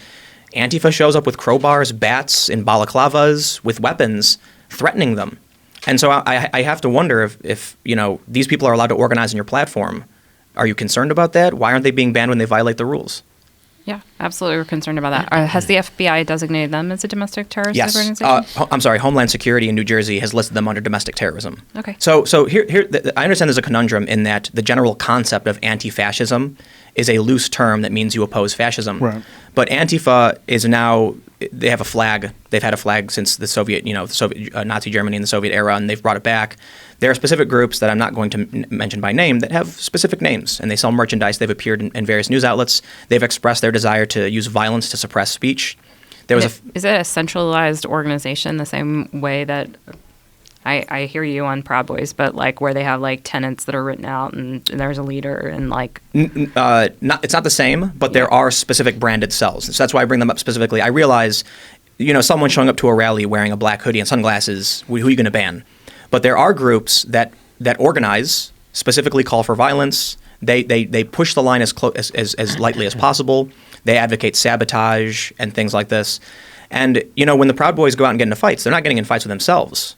And I should point out that they decided to call for violence based on Antifa calling for violence. And based on Antifa actually actively committing violence against conservative people that were there to see different people speak. Well, it partly started because in Berkeley, there was a Trump rally. So actually, after Milo got chased out of the Berkeley, there was $100,000 in damages. I mean, there's a video of some guy in all black cracking someone on the back who's on the ground looking like they're unconscious. So these conservatives see this, and they decide to hold a rally saying, we won't back down. They hold a rally in Berkeley, and then Antifa shows up. Again, I understand you can't figure out who these people are for the most part. Yep. They're decentralized. But then this incites an escalation. You then get the rise of the based stick man, they called it. This guy shows up in armor with a stick, and he starts swinging back. And now you have two factions forming. So while I recognize it's much easier to ban a top-down group, there are, the difference I guess is when you look at the Proud Boys, it's straight top-down vertical. You look at Antifa, and there's different cells of varying size, and they're different accounts. So I'd have to I guess the argument I could make is, if you're going to ban the Proud Boys, by all means, under your justification. But if you look at a specific channel that's got 20,000 followers that cheers them on, right? These are people who throw mortar shells into crowds. Isn't that advocating for, terrorism, incitement to violence? Mm-hmm. Yeah, absolutely. So I guess the question is, how come they don't get removed? Well, in the past, when we've looked at Antifa, we ran into this decentralization issue, which is we weren't able to find the same type of information that we were able to find about Proud Boys, which was a centralized, leadership-based documentation of what they stand for. But But absolutely, I mean, it's something that we'll continue to look into. And to the extent that they're using Twitter to organize any sort of offline violence, that's completely prohibited under our rules, and we would absolutely take action. Could I ask you why Gavin was banned? Was there a specific thing that he did, or was it his association with the Proud Boys? It's association with the Proud Boys. You know, he's abandoned that. He's not only that, he's disassociated himself with it and said that it completely got out of hand and he doesn't want to have anything to do with it. Yeah, and I think this is a great, again, test case for how we think about getting people back on the platform. He's an interesting case because he's really a provocateur and he fancies himself, you know, sort of a punk rocker, and he likes stirring shit. I mean, when he came on my show last time he was on, he was dressed up like Michael Douglas and falling down. You know, he did it on purpose. He brought a briefcase and everything. I'm like, what are you doing? He's like, Michael Douglas and falling down. Like, he's a showman in many ways, and he did not mean for this to go the way it went. He thought it would be this sort of innocent, fun thing to be a part of, and then other people got involved in it. And then when people call for violence, the problem is they think that, you know, you're going to just hit people and that's going to solve a problem. It just creates a much more comprehensive problem. It's important to point out Gavin has said many, like he said things way worse than Alex Jones ever did. Sure. You know, whether you want to say it's a joke or not, he said things like, you know, choke him, punch him, directly. Yep. But he did. But I guess was the primary reason for getting rid of them was what you thought that the FBI had designated them an extremist group? No, because we did it months in advance. Oh, okay. Yeah, I was just it was just his association with the Proud Boys. I don't recall, and I would have to go back, and I don't want to misstate things. I don't recall whether those statements that you're referring to of Gavin's were on Twitter. So they weren't. There's another, you know, when it comes to the weaponization of rules against, like, Gavin isn't creating a compilation of things he's ever said out of context and then sending them around to get himself banned. Other people are doing that to him, activists who don't like him, and it's effective. In fact, I would actually like to point out there's one particular user who has repeatedly made fake videos attacking one of your other high-profile conservatives, so much so that he's had to file police reports, harassment complaints, and it just doesn't stop. You know, so I guess I'll ask this to this regard. If someone repeatedly makes videos of you out of context, fake audio, accusing you of doing things you've never done, at what point is that bannable? Yeah, again, if it's targeted harassment and we can establish it, it's just a really hard thing with us determining whether something is fake or not. Well, it's also when things are out of context, you still have video of the person saying that. I agree that it's out of context and it's disingenuous, but it's still the person saying it, and you're making a compilation of some pre-existing audio or video. So I think in the instance of Gavin, like one of the things he said was like a call to violence, but he was talking about it was in the context of talking about a dog and being scolded. Yeah. So he was like, hit him, just hit him, and then it's like it turns out he's talking about a dog like doing something wrong, and they take that and they snip it, and then it goes viral, and then everyone starts flagging, saying you got to ban this guy. So again, I understand but I guess the issue is if people keep doing that to destroy someone's life. So I think there's a bigger discussion. I think both of you could probably shed some important light on too outside of Twitter. This weaponization of content from platforms is being used to get people banned from their banking accounts. You know, we can talk about Patreon, for instance. And again, I'm not. This may just be something you could chime in on. Patreon banned a man named Carl Benjamin, also known as Sargon of Akkad. He's also banned from Twitter, and it was because. Do you know why he got banned from Twitter? I can see. That's an interesting one. I do have some of the details here. Do you want me to read them? Yeah, please. Okay. Looks like it's going to be gross. It's not stuff that I love saying, but I will say it. Want Jack to say it? I should make Jack say it. He doesn't like cursing either. Let's see. Okay. I curse more than he does, so I guess I should say it. First strike. Fuck white people, kill all men, die cis scum. None of the above qualify as hate speech. When was that?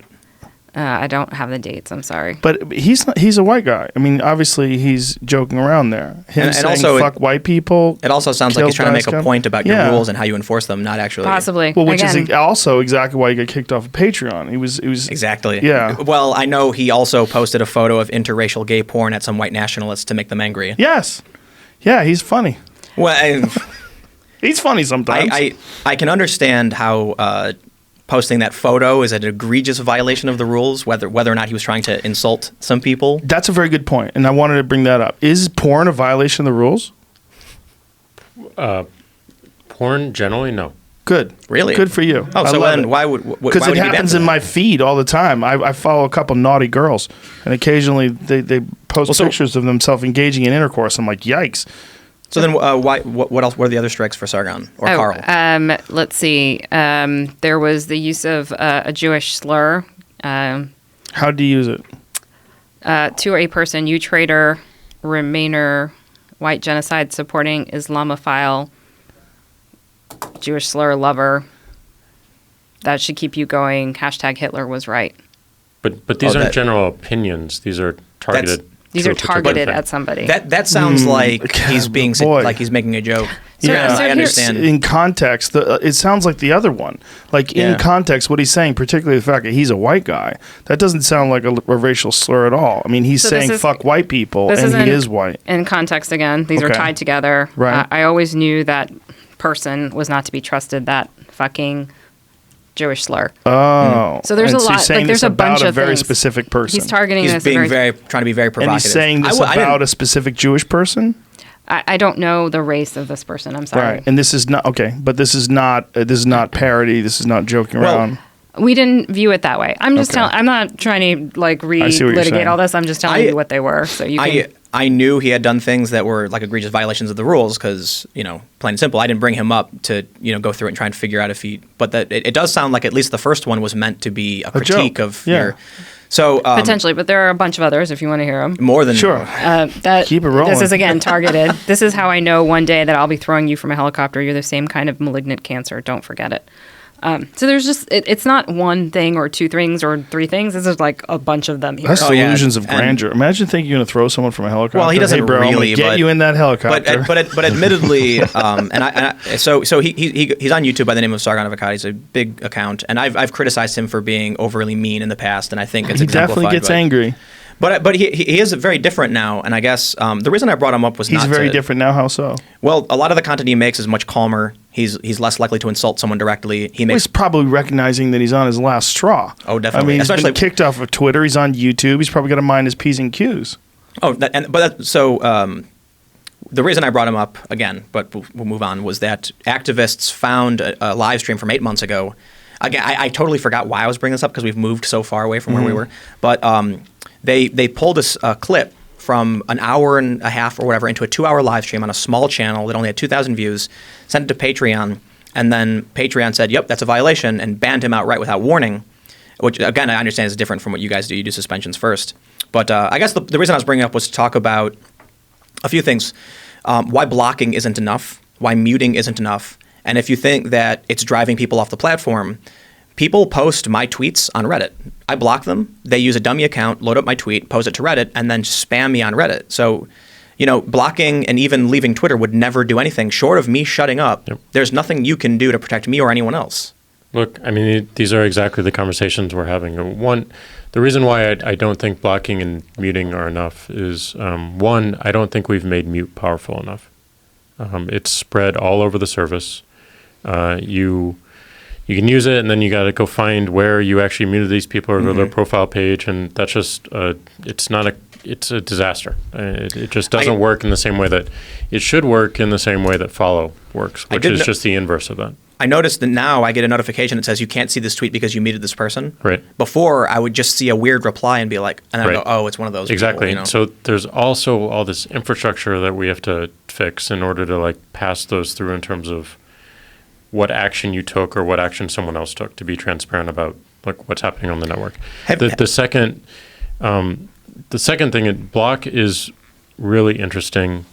I think it's my own view is it's wholly unsatisfying, because what you're doing is you're blocking someone. They get notification that you've blocked them, which may embolden them even more, which causes others around and ramifications from the network. But also that person can log out of Twitter and then look at your tweets just on the public web, because we're public. So Exactly. it doesn't feel as rigorous and as durable as something like making mute much stronger. But I guess the challenge is no matter what rule you put in place, people are going to harass you. if you're engaging in public discourse, if I go out in the street and yell out my opinion, somebody could get in my face. If I get off Twitter because I'm sick look, I'm sure you get it way worse than I do, especially as, the high profile. Probably getting it right now. Yeah, absolutely. Oh, me too. God, I can only imagine things. But so the only thing I can do is, look, we're not on Twitter right now. We're on Joe Rogan's podcast, and they're still going to target you on Twitter. They're still going to. I guarantee we're all over Reddit. The left is probably railing on me. The right's railing on you guys. So it seems like even if you try everything in your power to make Twitter healthier and better, it's not going to change anything. No, I'm not sure about that. I'm not sure about that because one of the things that I do think is that just. I'm not in favor of a lot of this heavy-handed banning and a lot of the things that have been going on, particularly like a case like the Meghan Murphy case. But what I think that we are doing is we're exploring the idea of civil discourse. We're trying to figure out what's acceptable and what's not acceptable. And you're communicating about this on a very large scale. And it's putting that out there, and then people are discussing it. Whether they agree or disagree, whether they vehemently defend you or hate you, they're discussing this. And I think this is how these things change.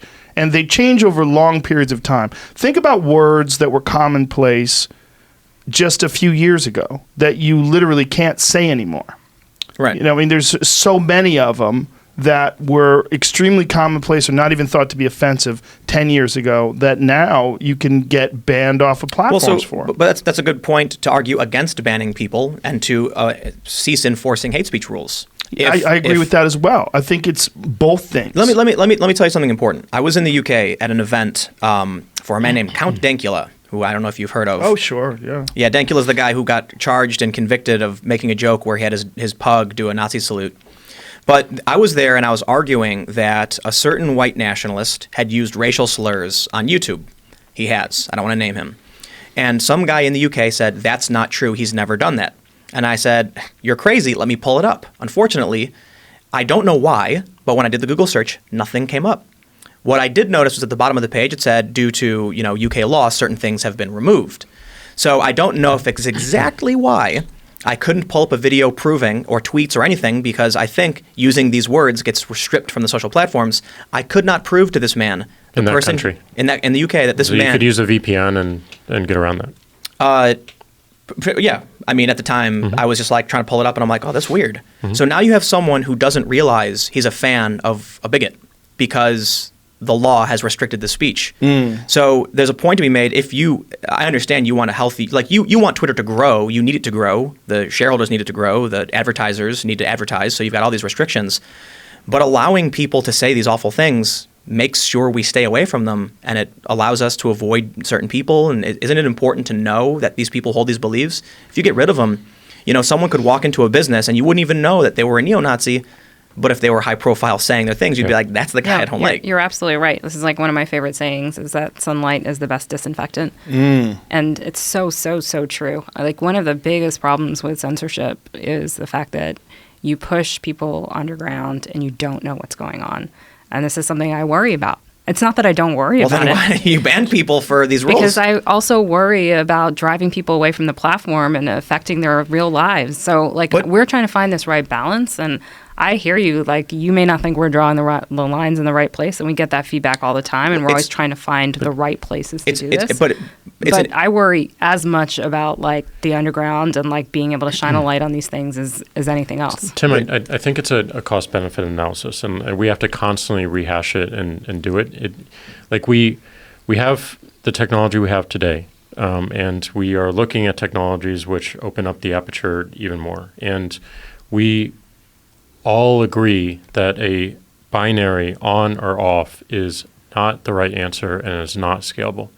We have started getting into nuance within our enforcement, and we've also started getting into nuance with the presentation of content. So, one path might have been for some of your replies for us to just remove those offensive replies completely. We don't do that. We hide it behind an interstitial to protect the original tweeter and also folks who don't want to see that. They can still see everything. They just have to do one more tap. So that's one solution. Ranking is another solution. But as technology gets better and we get better at applying to it, we have a lot more optionality, whereas we don't have that as much today.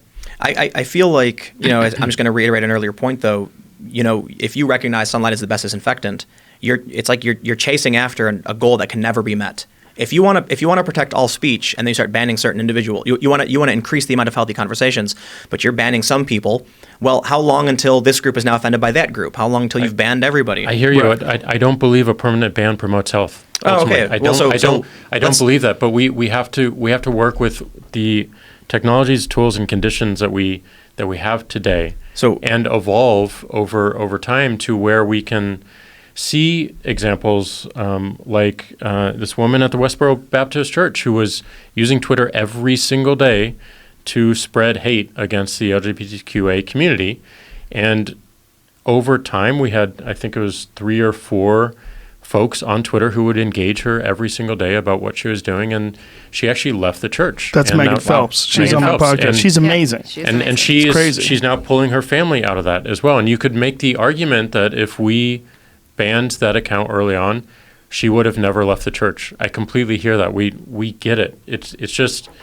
Well, so let's. I just want to make sure we're advancing the conversation too, and not just going to go back. So I'll just ask you this: have you considered allowing some of these people permanently banned back on with some restrictions? Maybe you can only tweet twice per day. Maybe you can't retweet or something to that effect. I think we're very early in our thinking here, so we're open-minded to how to do this. I think we agree philosophically that permanent bans are an extreme case scenario, and it shouldn't be one of our, regularly used tools in our tool chest. So how we do that, I think, is something that we're actively talking about today. Is there a timeline that we can? So look, I think that would fix a lot of problems. You think so? Yes, I really do. Even if it's I'm just curious, are you thinking bans of a year or 5 years, 10 years? I'm just curious, what is a reasonable ban in this kind of context? Well, I think reasonably someone should have to state their case as to why they want to be unbanned. Someone should have to have a well-measured, considerate response to what they did wrong. Do they agree with what they did wrong? Maybe perhaps saying why they don't think they did anything wrong, and you could review it from there. I think one of the challenges is we have the benefit in English common law of hundreds of years of precedent and developing new rules and figuring out what works and doesn't. Twitter's very different.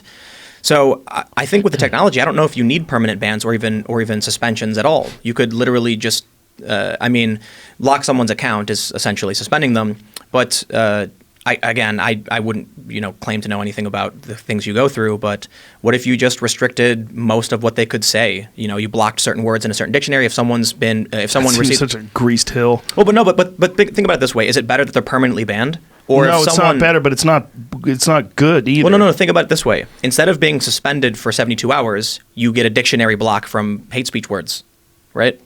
Does that not make sense? But people just use coded Yeah. language. This is what we see all the time. Yeah, Yeah. I don't think that's a good move. What do you think about perhaps instead of what is it possible to have levels of Twitter, like a completely uncensored, unmoderated level of Twitter, and then have a rated R, and then have a PG-13? Yeah. I don't think that's a bad idea. We have those levels in place today, but you don't really see them. One, we have a not safe for work switch, which you can turn on or off. Oh, really? Not And- safe for work switch. I think you have it off, Joe. Do I? You think so? Just based on the other things you've Based said. on what you're seeing, you have it off. I don't even know it's there. So we have that, and then as Vijay pointed out earlier, we have the timeline.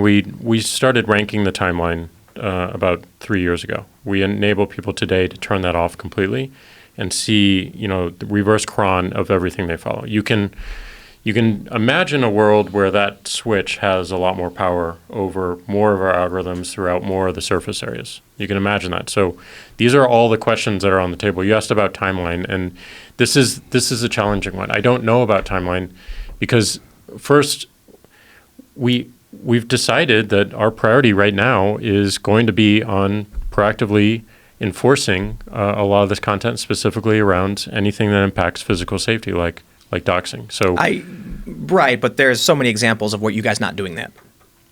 I know, but that's what we're Right, fixing right understand. now. That's a prioritization. But Yeah, I think from your own personal perspective. we think more in terms of milestones than the particular timeline. We're going to move as fast as we can, but some of it's a function of our infrastructure, of the technology we have to bring to bear. Do you guys have conversations about trying to shift the public perception of having this left-wing bias and maybe possibly addressing it? Yeah. Yeah. Well, All that's the what they're time. doing right Yeah. now, right? Yeah. I mean, I went on the Sean Hannity show. We How was that? We brought ourselves before. It was Did you bring it a was, lot of sunlight? It was short, and it was short, and there weren't a lot of really tough questions, and that That's was the the feedback problem as with well. those- And Yeah. I get it. Like, look, again, I'm from Missouri. My dad is a Republican. He listened to Hannity. He listened to Rush Limbaugh. My mom was a Democrat, and I feel extremely fortunate that I was able to first see that spectrum, but also feel safe enough to express my own point of view. But when I go on someone like Hannity, I'm not talking to Hannity. I'm talking to people like my dad who listen to him. Right. And I want to get across how we think, and also that our thinking evolves. And here's the challenges we're seeing, and like this is our intent. This is what we're trying to protect, and we're going to make some mistakes along the way, and we're going to admit to them. We didn't admit to them in the past. We admitted to a lot more over the past 3 years. But I don't know any other way to address some of these issues. It all goes back to trust. Like one of our core operating principles is earning trust. How do we earn more trust? And there are people in the world who do not trust us at all, and there are some people who trust us a little bit more. But this is the thing that we want to measure. This the thing that we want to get better at. I saw you had a conversation with, I think, Katie Herzog. No. Who was it? That was the wrong person. You had a Twitter conversation with Kara Swisher. Yeah. Wow, wrong person, but someone just got a shout out. I see that the left goes at you in the opposite direction. They want more. They want more banning. They want more, restrictions. Yeah. And then look at the right is saying less, right? Yeah. So, I mean, in terms of solving the Can problem, you tell us what that conversation was about? do you want to summarize? Because the thing I was pointing out specifically was that you were being asked to do more in Yeah. terms of controlling. Well, it wasn't just more, but to be a lot more specific about what actions we've taken to promote more health on the platform. Like, what products did we change? What policies did we introduce in the past 2 years? So she was asking questions. Every question she asked, she wanted me to be a lot more specific. And some of these things have something that is very specific. Some are directional right now because, like, we have to prioritize the direction, and I talked about, we've decided that physical safety is going to be a priority for us, and to us that means like being a whole lot more proactive around things like doxing. So, two suggestions, I guess. I'm not going to imply that you have unlimited funding, but we did mention the peer review. We don't. Right. And you had you mentioned earlier layoffs and retraction, peer review, which we mentioned. But have you just considered opening an office, even a small one, for trust and safety in an area that's not predominantly blue, so that at least you have, you can have some pushback and what does Yeah. learn to code mean, and then they could tell you. Absolutely. So that's great feedback. And just so you know, the trust and safety team is also a global team, Yeah. and the enforcement team is a global team. So it's not like people from California who are looking at everything, making decisions. They're global. Now, I hear your point about who trains them and the materials they Right. have and all of that, and we have to think about that. And that's one thing that Jack has really been pushing us to think about is how do we decentralize our workforce because Out of San Francisco. out of San Francisco in particular. So this is something he's very focused on. What about publishing evidence of wrongdoing in a banning? So when people say, what did Alex Jones really do? Maybe a lot of people didn't realize what you saw. And again, it's an issue of trust. Yeah, I love this, Tim. I'm a lawyer, so by training, we're thinking of doing something we call case studies, but essentially, this is our case law. This is what we use, and so high-profile cases people ask us about, to actually publish this so that we can go through, tweet by tweet, just like this, because I think a lot of people just don't understand and they don't believe us when we're saying these things. So to put that out there so people can see it. And again, they may disagree with the calls that we're making, but we at least want them to see why we're making these calls. I think. And that I do want to do. I want to at least start that by the end of this year. So I think, ultimately my main criticism stands that I don't see a solution to, in that Twitter is an unelected, unaccountable, as far as I'm concerned, when it comes to public discourse. You have rules that are very clearly at odds, as we discussed. I don't see a solution to that. And I think, in my opinion, we can have this kind of, we've toned things down. We've had some interesting conversations. But ultimately, unless you're willing to allow people to just speak entirely freely, you are we have an unelected group with a near monopoly on public discourse in many capacities. And I understand it's not everything. Reddit is big, too. And it's, what I see is you are going to dictate policy whether you realize it or not. and that's going to terrify people, and it's going to make violence happen. It's going to make things worse. You know, I hate bringing up this example on the rule for misgendering because I understand it and I can agree with it to a certain extent. And I have nothing but respect for the trans community, but I also recognize we've seen an escalation in street violence. We see a continually disenfranchised large faction of individuals in this country. We then see only one of those factions banned. We then see a massive multinational billion-dollar corporation with foreign investors, and it looks to me like if foreign governments are trying to manipulate us, I don't see a direct solution to that problem. That you do have political views, you do enforce them, and that means that Americans who are abiding by American rule are being excised from political discourse, and that's the future. That's it. Yeah, we do have views on the approach, and again, we ground this in creating as much opportunity as possible for the largest number of people. Right. That's where it starts, and where we are today will certainly evolve. But that is what we are trying to base our rules and judgments. Not, and I get that that's an ideology. I completely understand it. But we also have to be free to experiment with solutions and experiment with evolving policy and putting something out there that might look right at the time and evolving. I'm not saying this is it, but we look to research, we look to our experience and data on the platform, and we make a call. And if we get it wrong, we're going to admit it, and we're going to evolve it. But I guess do you understand my point? I understand the point. That there are American citizens abiding by the law who have a right to speak and be involved in public discourse that you have decided aren't allowed to. Yeah, and I think we've discussed we don't see that as a win. We see that as not promoting health ultimately over time. Right. But what is your priority? Do you have it prioritized in terms of what you guys would like to change?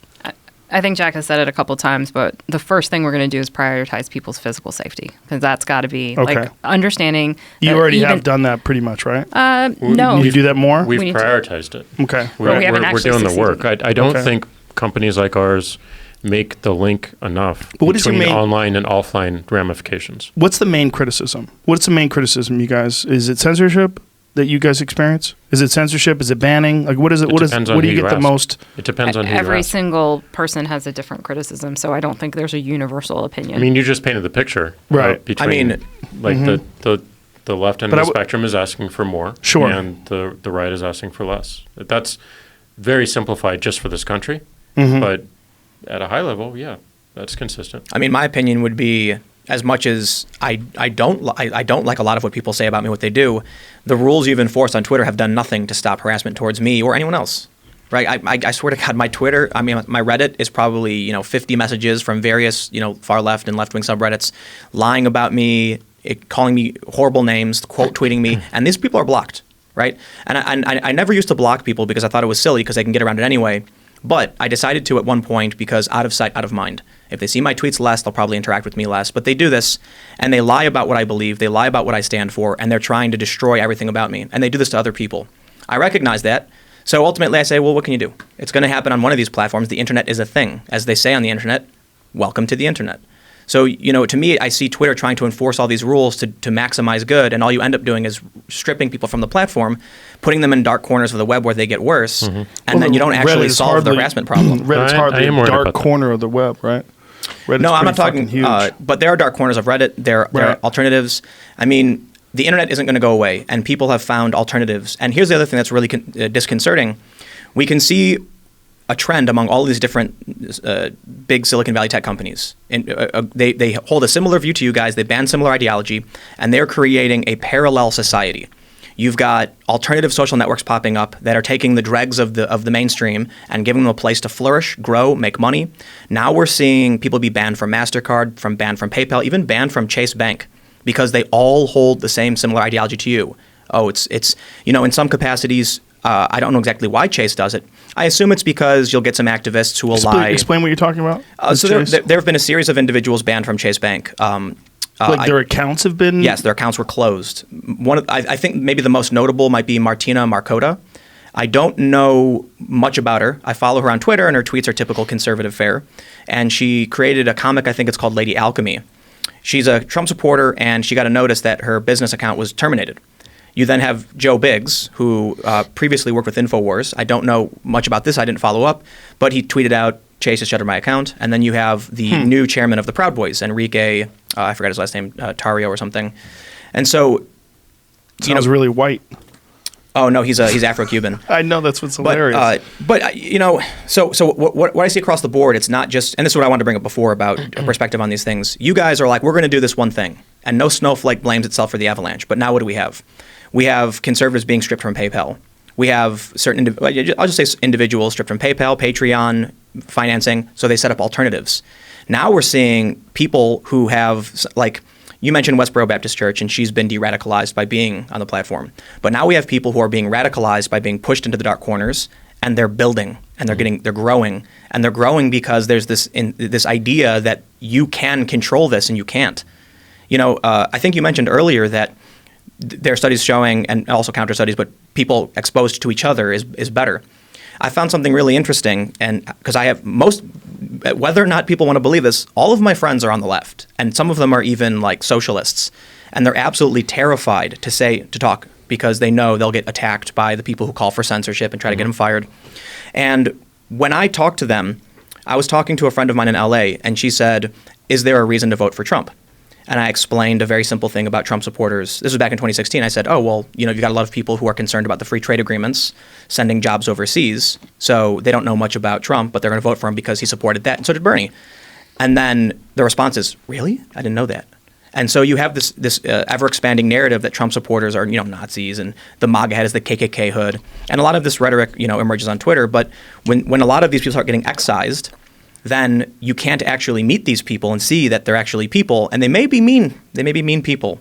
They may be awful people, but they're still people. And even if they have bad opinions, sometimes you actually, I think in most instances, you find the regular people.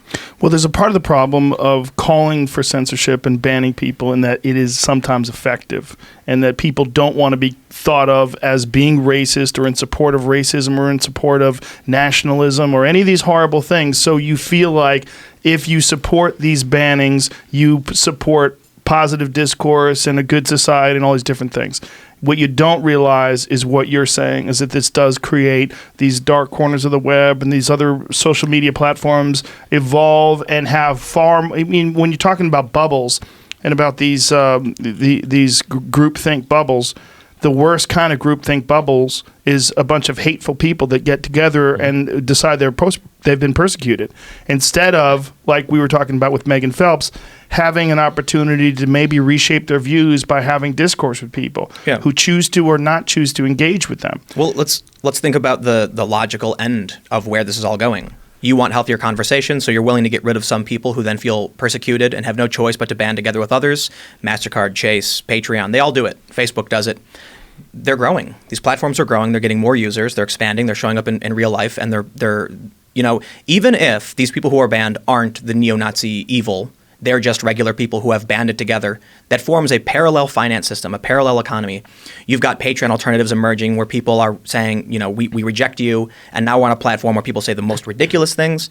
Now they have money. It normalizes that as well. That's also part of the problem. That's what I mean by parallel society. To them, everything they're doing is just and right, and you can't stop them anymore. And it develops hate for the opposing viewpoint. You start hating people that are progressive because these are the people that, like, you and I have talked about the Data and Society report that labeled us as alt-right adjacent or whatever. And now more fake news coming out about it, right? Well, it's ridiculous. They connected because you and I have talked to people that are on the right or far right that somehow or another were secretly far right, and that there's this influence network of people together. And it's just fake. Well, it's a schizophrenic connection. It's like one of those weird things where people draw a circle. Oh, you talk to this guy and this guy talked to that guy, therefore you know that guy. Well, so here's an expanded part of this problem. So this you're probably not familiar, but a group called Data and Society published what's entirely fake report labeling 81 alt-right adjacent or whatever they want to call it YouTube channels, which included Joe Rogan and me. It's fake.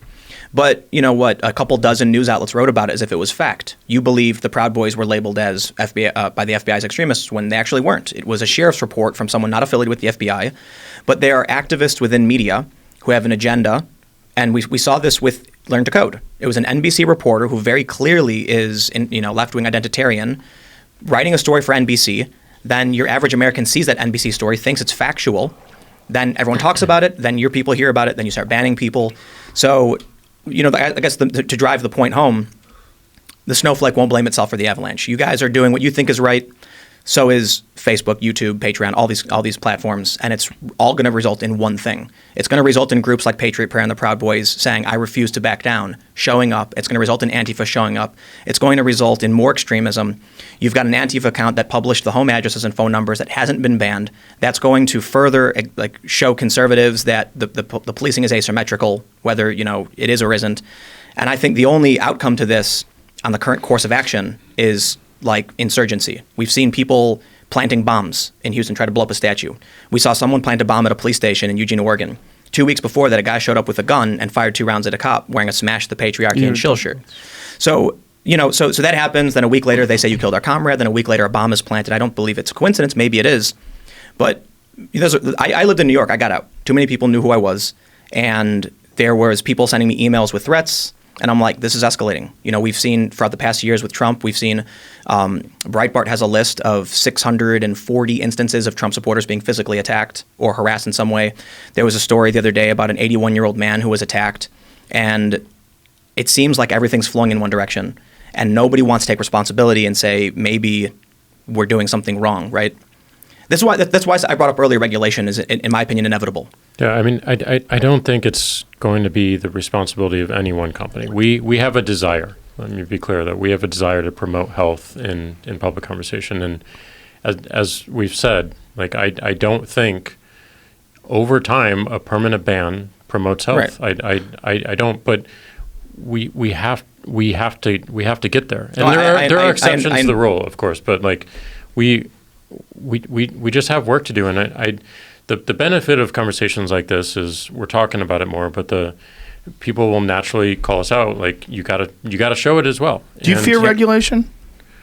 I don't fear regulation if we're talking about regulation in the government intervention. In the job of, if a regulator's job is to protect the individual and make sure that they level the playing field and they're not pushed by any particular special interest. Companies like ours who might, work with a regulator to protect our own interest, that I think is incorrect. I agree that we should have an agency that can help us protect the individual and level the playing field. So I think oftentimes companies see themselves as reacting to regulation, and I think we need to take more of an education role. So I don't fear it. I want to make sure that we're educating regulators on what's possible, what we're seeing, and where we could go. When you say educating regulators, that's initiating a regulation. I mean, you not necessarily. I mean, we might just be educating regulators. Who are these regulators?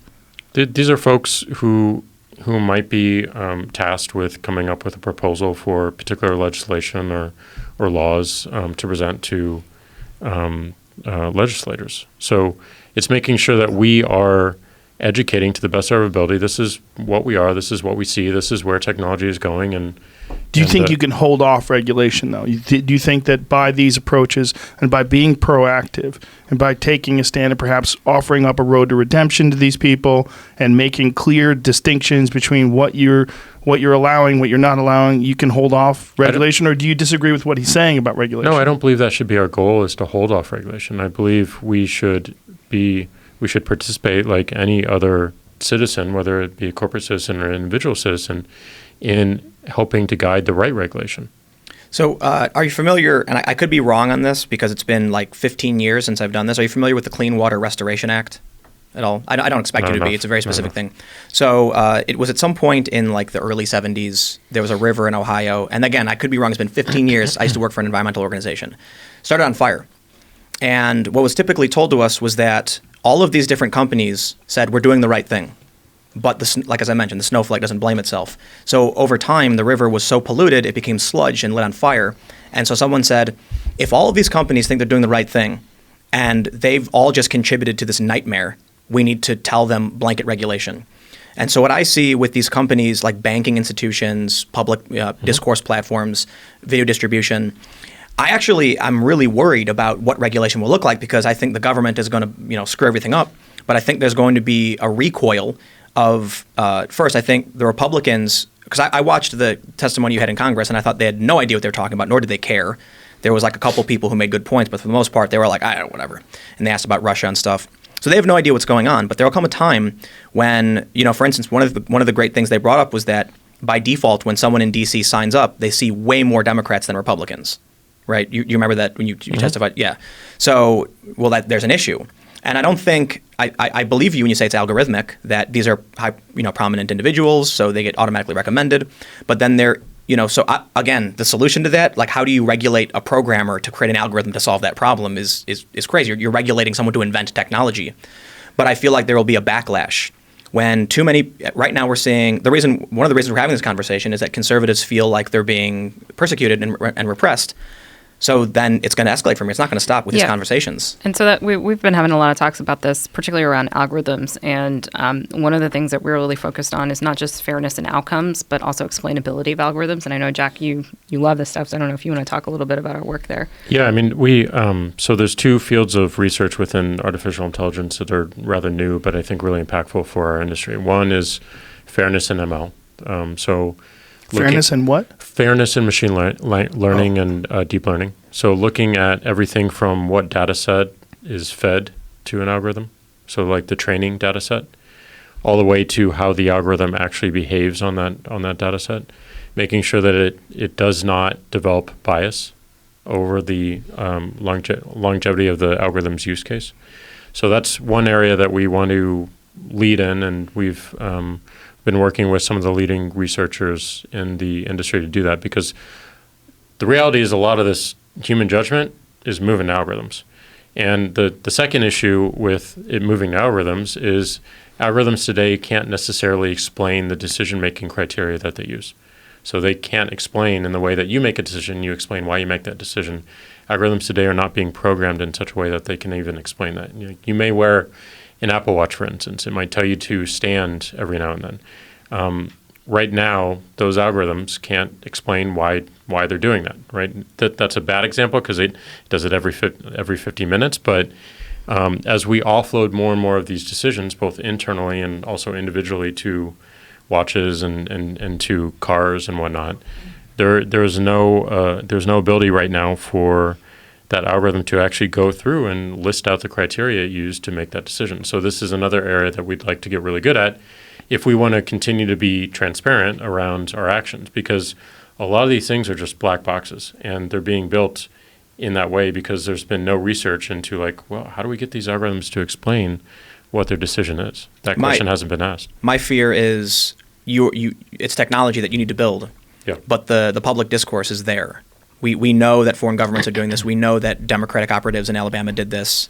And so I imagine that, with Donald Trump, he talked about an executive order for free speech on college campuses, so that the chattering is here. Someone's going to take a sledgehammer to Twitter, to Facebook, to YouTube, and just be like, for not understanding the technology behind it, not willing to give you the benefit of the doubt, and just saying, I don't care why you're doing it, we're mad. You know what I mean? And then pass some bills, and then it's over. Again, clarifying, I think you guys are biased, and I think what you're doing is dangerous. But I think that doesn't matter. It doesn't matter what you think is right. It matters that all of these companies are doing similar things, and it's already terrifying people. I mean, look, when I saw somebody got banned from their bank account, that's terrifying. And PayPal's done this for a long time. That seems like more egregious than being banned from any social media platform. That seems to me to be worthy of a boycott. Patreon issued a statement about a man, I believe his name is Robert Spencer, and they said MasterCard instructed us to ban him. And you know what? I'll say this too. Me mentioning Chase, PayPal, MasterCard terrifies me. I'm on the Joe Rogan podcast right now calling out these big companies in defiance. And we've already seen... I would like to know all the specifics of why they chose to do that, and I would hope that they would release some sort of a statement explaining why they chose to do that. Maybe there's something we don't know. There was a reporter, and I could be getting this wrong because I didn't follow it very much, with Big League Politics, who said that after reporting on PayPal negatively, they banned him. That's terrifying. So just reporting on it in what way? Like reporting negatively on the Sargon of Akkad issue? No, apparently as a journalist, he wrote about something bad PayPal did. Big League Politics is conservative, and so all of a sudden he got a notification that they can't tell him why, but he's gone. So I see these big tech monopolies. I see YouTube, Facebook, Twitter. I see PayPal, MasterCard, and they're doing it. And they all say they're doing the right thing. But all of these little things they're doing are adding up to something nightmarish. And some legislator is going to show up in a matter of time with a sledgehammer and just, he's going to whack your algorithm. Well, it's really the same stupid logic where I was talking about where, Gavin was saying punch people. When you punch people, it doesn't end there. Oh, And yeah, they you punch ban, back. ban them. It doesn't end there. It doesn't end there. Yeah. You have to realize also, Twitter is how old now? 11 years old? Almost 12 years 13. old? 13 years old? 13 this 13 month. years old. Well, 13 years from now, what are the odds that there's not going to be something else just like it? Well, Pretty slim. Depends on how we do. But here's so it could listen. be a million. But let's talk about the incestuous relationship that a lot of these journalists have in defending the policies you guys push. Gab, it was a study was done. I talked about this last time, where they found 5% of the I don't want to say tweets, but the posts on Gab were hate speech compared to Twitter's like 2.4. So it's a marginal increase. Yet Gab is called the white supremacy network. Of course. You go on it, and yeah, absolutely, it exists. They say that synagogue shooter. Oh, he was a Gab user. He was a Twitter user too. He posted on Twitter all the time. So why the media is targeting? It's such a crazy It's a nightmarish simplistic, reality. It is reductive narrative. When the Guardian, I believe it was the Daily Mail, called Count Dankula a Nazi hate criminal. It's Yeah, I like, saw that. Dude I saw literally that. made a joke on YouTube, and he was arrested. I thank God every day we have the First Amendment in this country. Well, there But was a cover of a newspaper that was because he got a Yeah. new job somewhere. he got fired. For that? He got kicked off the show. Wow. Yeah, so you have 'Cause of trying to get let me, his let me, pug. Look, let me ask you another thing. Do you guys take the advice of the Southern Poverty Law Center? Do we take the advice of Like, them? so it's widely circulated. The SPLC lobbies various social platforms to ban certain people. They advise. It's been reported they advised YouTube, as does the Anti-Defamation League. Do you use them in your decision-making process, rule development? We're very aware of flaws with certain of their research, and we're Yeah. very careful about who we take advice from. But do you take advice from them? I think that they have certainly reached out to our team members, but there's certainly nothing definitive that we take from them. We don't take But- direction. You've never taken action based don't on take information direction. received No. from them? No. So the reason I bring them up specifically is that they're cited often, in the United States. There's other groups like Hope Not Hate in the UK, and now they're all going to point their, figurative guns at me for saying this. But the Southern Poverty Law Center wrote an article where they claimed I went to Iran for a Holocaust deniers conference, and I've never been to Iran. And their evidence was this guy found an archived website from a Holocaust denier with my name on it, and that was their proof. And there are people who have been labeled, extremists by this organization that have been, Sam Harris. Sam Harris was Yeah. Didn't they lose a big lawsuit around this as Yeah, well? they settled. recently? Yeah. So again, like not to imply that you guys do use it, but I ask specifically because it's been reported other organizations do. So we have activist organizations, we have journalists that I can attest are absolutely activists because I worked for Vice, I worked for Fusion. I was told implicitly, not explicitly, to lie, to side with the audience, as it were. I've seen the narratives they push, and I've had conversations with people that I'm gonna keep relatively off the record. Journalists who are terrified because they said the narrative is real. Right? One journalist in particular said that he had evidence of, essentially, he had reason to believe there was wrongdoing, but if he talks about it, he could lose his job. And there was a journalist who reported to me that Data and Society admitted their report was incorrect. And now you've got organizations lobbying for terminating Joe and I because of this stuff. So this narrative persists. Then you see all the actions I mentioned before, and all the organizations saying we're doing the right thing. And I got to say, like, we're living in I feel like we're looking at the doorway to the nightmare dystopia of. Yeah. I just want to clarify. Like, I don't know if we're going around saying we're necessarily doing the right thing. We're saying why we're doing what we're doing. And Right. That's what we need to get better at. And I don't want to hide behind what we believe is like the right thing. We have to clearly rationalize why we're making the decision we're making, and more of that. That to me is the prevention from this snowflake avalanche metaphor. Well, but I think it's just obvious to point out. Again, I said this before. We can have the calm conversation, and I can understand you. But from where I'm sitting, you hold a vastly different ideology than I do, and you have substantially more power in controlling my government. That terrifies me. And what makes it worse is that a Saudi prince owns, at least was reported, that a Saudi prince owns a portion of that company. So I'm sitting here like just a little American, can't do anything to stop it. I'm just watching this unaccountable machine churn away, and you're just one snowflake in that avalanche. All these other companies are as well. And I'm like, well, here we go. This is going to be a ride. The Right, avalanche has as started. Vijay said, that Saudi prince doesn't have any influence. over how the But am I company supposed to works. trust that? That's the issue, right? I'm not trying to insinuate he's showing up to your meetings and telling you what to do. But when someone dumps $1 billion in your company, I think it's silly to imply that they don't at least have some influence. Yeah. But regardless, And unlike the internet, within a company like ours, you don't necessarily see the protocol, you don't see the processes, and that So is an area where we can do a lot much better. I guess, beat it over the head a million times, beat the dead horse. I think ultimately, yeah, I get what you're doing.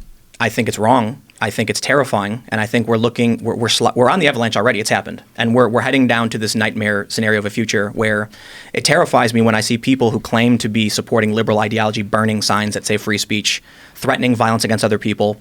You have these journalists who do the same thing. They accuse everybody of being a Nazi, everybody of being a fascist. Joe That's Rogan, a for giant Christ. issue, And yeah. you're like a socialist, as far as I know. You're like UBI proponent. I wouldn't necessarily say I'm very liberal. I'm being facetious. I'm being very facetious. liberal, and except for Second Amendment. That's probably the only thing that I disagree with a lot of liberals on. And then you see what the media says about everybody. You see how they call Jordan Peterson all day and night alt-right. The alt-right hates Yeah, him. yeah. And this narrative is used to strip people of their income, to remove them from public discourse.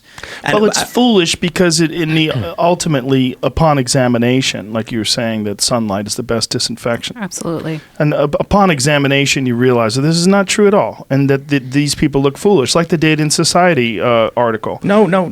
All these organizations publish that as fact without looking at any data. Maybe some did, but anybody. Some dozens. But yeah, maybe. And no. They're still But we're talking citing about it. millions and millions of people. Who are these people that are still citing it? Guardian. Well, clang Fast the bell Company. and start yelling shame. But so Because that's look, foolish. we now have, and this which makes things muddier is we now have a guy who's claiming that he did you're gonna love this. There's a guy claiming that the 81 accounts listed on this thing as alt-right are no longer being recommended on YouTube. And so I looked at the statistics for various people on this channel because first of all, my channel is doing great. My recommendations are way up, as are yours. A lot of people are growing. And I did a comparison like subscribers are up, views are up. What's this guy claiming? And apparently he did a big sampling of videos where he, for some reason, thought you, Joe Rogan, were 12% of all videos in this network.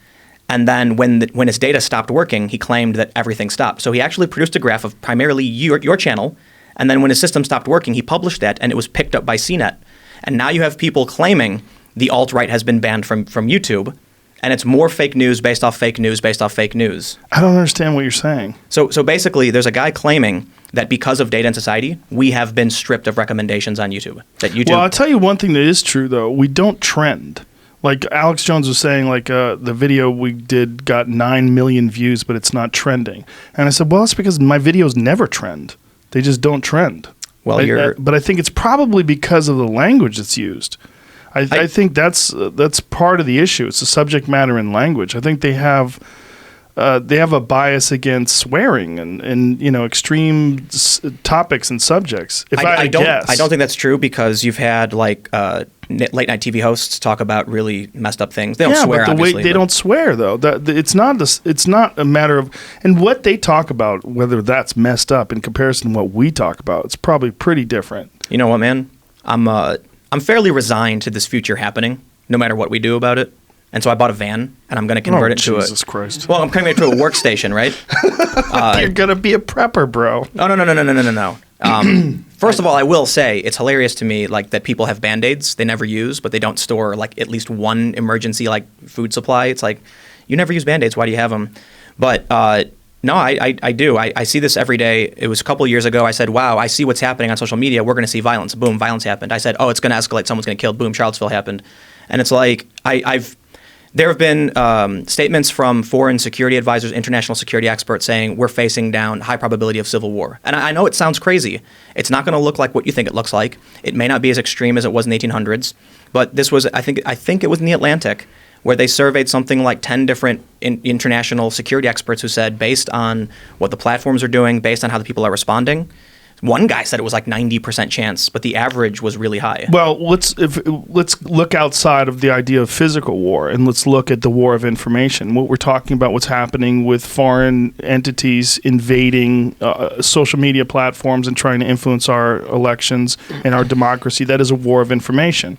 That war is already going on. If you're looking at something like Data in Society, that's sort of an act of war in that regard, right? It's, it's an information war, an attempt to lie to people, yes, it's to strip out their ideological opponents. And it's also the woman who wrote that said that it's been proven over and over again that deplatforming is an effective way to silence people. And then called for us to be banned. Yeah, it's kind of hilarious. I don't think she was saying that we should be banned. I don't think she said I should be banned. She said something to the effect of YouTube has to take action to prevent this from, Well, but people see someone saying things that they don't agree with. It's very important for people to understand where silencing people leads to. And I don't think they do. I think people have these very simplistic ideologies and these very, very narrow-minded perceptions of what is good and what is wrong. And I think, and I've been saying this over and over again, but I think it's one of the most important things to state. People need to learn to be reasonable. They need to learn to be reasonable, and civil discourse. Civil discourse is extremely important. And think over the long term. Yes, think over the long term and understand it. You're playing chess. Mm-hmm. Yeah. We did 3 hours and 30 minutes. Did we? Nobody had to pee. Amazing. I'm proud of all of you. I don't know if nobody had to pee. Everybody held it in. We did start a little late. Yes. I think we're like 3:15. Yeah. Okay. Well, I mean, I guess the last thing I could say is I think we had a good conversation. I think we did too. I honestly, I don't think we've solved anything. I don't think there's been any. Do you think we could do this again in like 6 months and see where you guys are at in terms of like what I think is important is a road to redemption? I think that would open up a lot of doors for a lot of people to appreciate you. We're going to need more than 6 months. Jesus Christ. Why don't you let me do it? But here's the scary thing. The information travels faster than you can, right? Yeah, and that's the point I was making. Our culture is going to evolve faster than you can catch up to that problem because there's a problem. And technology took a big leap. Twitter existed, the internet existed. Now we're all talking so quickly, you can't actually solve the problem before the people get outraged by it. So no, I get it. I mean, there was an early phrase in the internet by some of the earliest internet engineers and designers, which is code is law.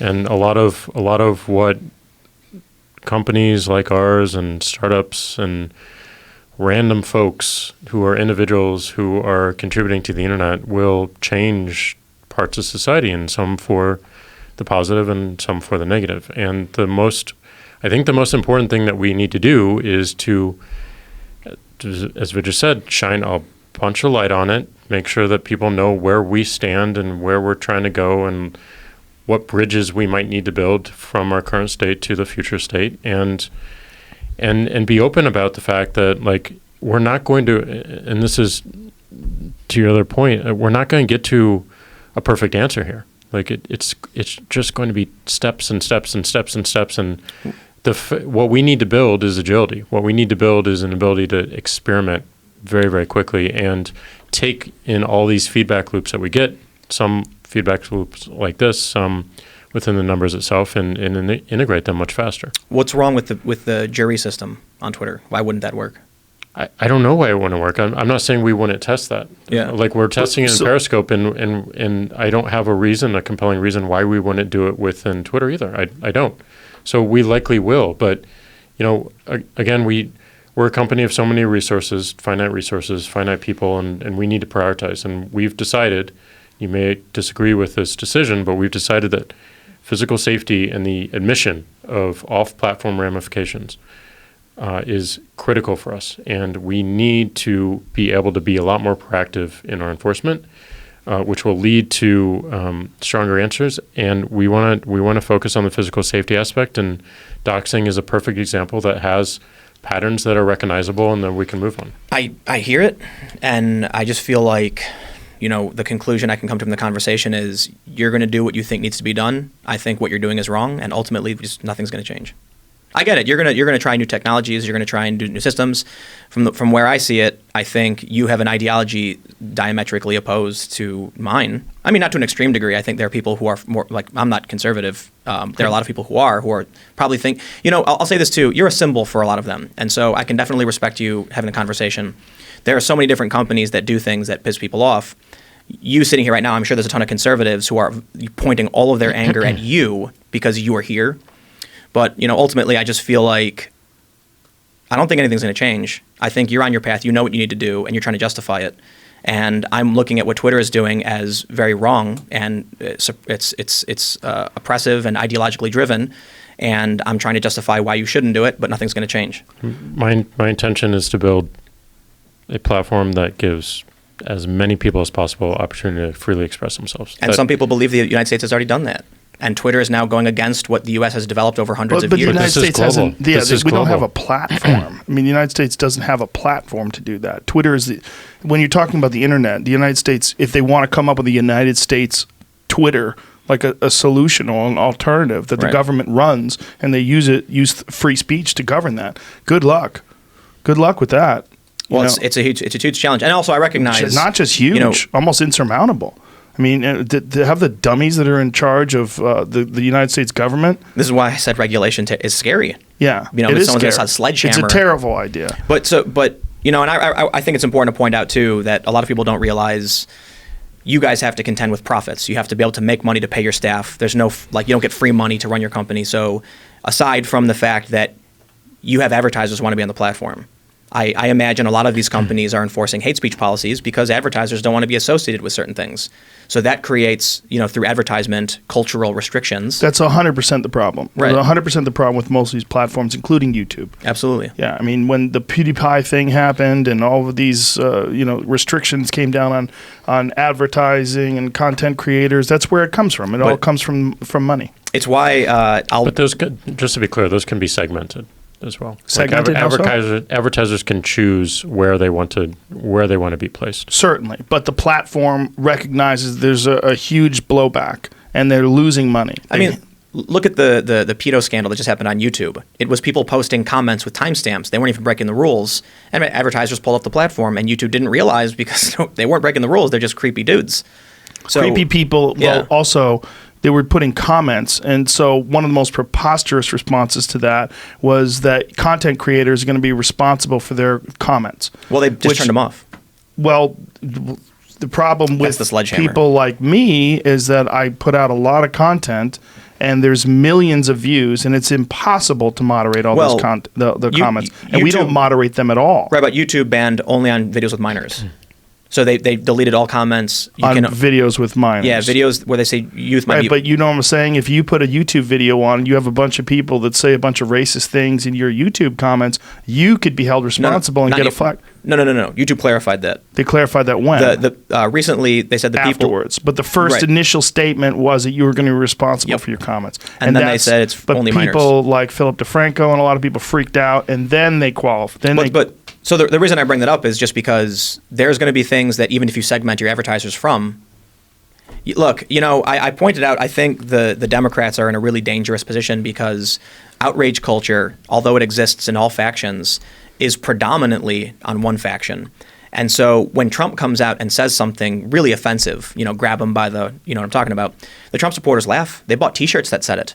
The people on the left, the Democrat types, they got angry. So what happens now? You see Bernie Sanders, he's being dragged. The media is looking for blood, and they're desperate. They're laying people off, they're dying, and they will do whatever it takes to get those clicks. There was what does that have to do with Twitter, though? It has to do with the fact that someone's going to find something on your platform, and they're going to call up your advertiser and say, look what Twitter's doing. And you're going to be like, oh, we had no idea. And they're, too bad. Canceled all ads. Your money's dried up. And so the reason I bring that up is I recognize Twitter, YouTube, Facebook, these other platforms are worried. Money has to come from somewhere to pay people. So you also have to realize you've got the press that's salivating, looking for that juicy story where they can accuse you of wrongdoing because it'll get them clicks. They'll make money. And that means even though YouTube did nothing wrong with these comments, it was just a creepy group of people who didn't break the rules, who figured out how to manipulate the system. YouTube ate, like YouTube you had to take that one. The advertisers pulled out. YouTube lost money. So YouTube then panics, sledgehammers comments, just wipes them out. That could happen to anybody, right? We're in a really dangerous time with... Well, also in their defense, though, they have to deal with that. I mean, they have a bunch of pedophiles that are posting comments. No, for sure. I mean, what do you do about that? What do you do? Other than hire millions of people to moderate every single video that's put on YouTube, which is almost impossible. The point I'm trying to bring up is that even if Twitter wanted to say, you know what, we're going to allow free speech, what happens? Advertisers are like, later. Even if you segment it, they're going to be threatened by it, and so the restrictions are going to come from whether or not you can make money doing it. I don't know about that. I don't know. I think that is changing, and I think that is changing primarily because of the internet. If you look at what was acceptable in terms of people discussing that would get advertisement. It was network television standards. Now that's changing. I mean, there's going to be ads on a lot of the videos that I put out that have pretty extreme content. It's because advertisers are changing their perspective. But I don't think so. They're shifting. They're 100% shifting. That's why this podcast has ads. Sure. I mean, I don't think it's to the point where everyone's lost all ads, but look, you think George Carlin would be allowed to do his bit today? Yes. No yes. way. No, come on, man. You're not right. He would be able to do it. Listen, there's stuff like that on Netflix specials that are out right now. Things are changing. It's just in the process of this transformation where people are understanding that because of the internet, first, if you look at late night conversations, how about Colbert saying that President Trump has Putin's dick in his mouth? How about him saying that on television? Do you really think that would have been done 10 years ago? It wouldn't have been. Or 15 years ago, or 20 years. Impossible. Not possible. But standards are changing because of the internet. So things that were impossible to say on network television just 10 years ago, you can say now. Kevin Hart lost his Oscar hosting gig because of jokes from 10 years ago. Right. But do you know why he lost it? He lost it because people were complaining. Right. Because people who were activists were complaining that he had said some homophobic things. And they do it every day. He had subsequently apologized for before they ever said that. Count Dankula as a comedian. Okay, look, you were to discuss this. I'm with you, and I understand what you're saying. I am a comedian. But I'm a comedian, and I understand where things are going. The demise of free speech is greatly exaggerated. That's what I'm saying. I'm saying there's a lot of people out there that are complaining, but the problem is not necessarily that there's so many people that are complaining. The problem is that people are reacting to those complaints. Right. The vast majority of the population is recognizing that there is an evolution of free speech that's occurring in our culture and in all cultures around the world. But this is a slow process that when you're in the middle of it, it's almost like evolution. Well, you're in the middle of it, you don't think anything is happening, but it's fucking happening. No, so I agree with you. I agree with you that the majority of people are like, that's funny, I don't care. But the minority is kind of dictating things right now. For now. And not even dictating things. They're just making a lot of noise, and that noise is having an effect. That's what Data in Society was an attempt at. Right. I don't think it was effective. That's why we're still here talking right now. It was one attack. But there's many of them, man. There's hundreds of articles that are written about all sorts of things that are inaccurate or and some people have been stripping their bank accounts, and some people have been kicked off. Yes, and this is why it's important to have this conversation, conversations like this. Well, so here's what I'll say. I cross my fingers and I wait for when you implement blockchain Get that van technology, ready, bro. Well, the van is going to be a mobile production studio, so I can travel around when things are getting crazy. With a lot of water. No, dried food. I'm putting more than just Band-Aids. I'm putting a shower in it. Okay, good. It's going to be like I'm going to have a computer and monitors, and I'm going to be able to do video. So Sounds cool. I can travel around when everything's happening. But let's wrap this up. I want to see the blockchain version of Twitter where it said it exists. That's what I want to see. It's going to happen whether we like it or not. Vidya, any last thoughts? No, I just want to thank you, Joe. This has been great. And Tim, thanks for your feedback. Thank you. We're always listening, and I've learned a lot today. Thank you. I really appreciate you guys. Thank you, Jack. Thank you. Any last things? No, I think we've said it all. That's a wrap, folks. No more ear beatings. Good night, everybody. That was awesome. Thank you. Great. Thank you. Thanks for talking. I really do appreciate it. That was No, great. hey, could you? I just want to follow up on a couple of things because they worry me. You mentioned an Antifa account that doxed policemen. Can you please just send that over to me? bit.ly/Antifa tweet. bit.ly/Antifa tweet, and then would you DM me? I'll follow you. Would you DM me the accounts that you said had threatened you? No. I believe in minimizing harm. Okay. And if when Patreon. I won't. How about this? I won't take action on them, but I want to understand why you didn't take action on them, and I can't learn from that unless you. When Lauren Southern got banned from Patreon, a lot of people were. There was a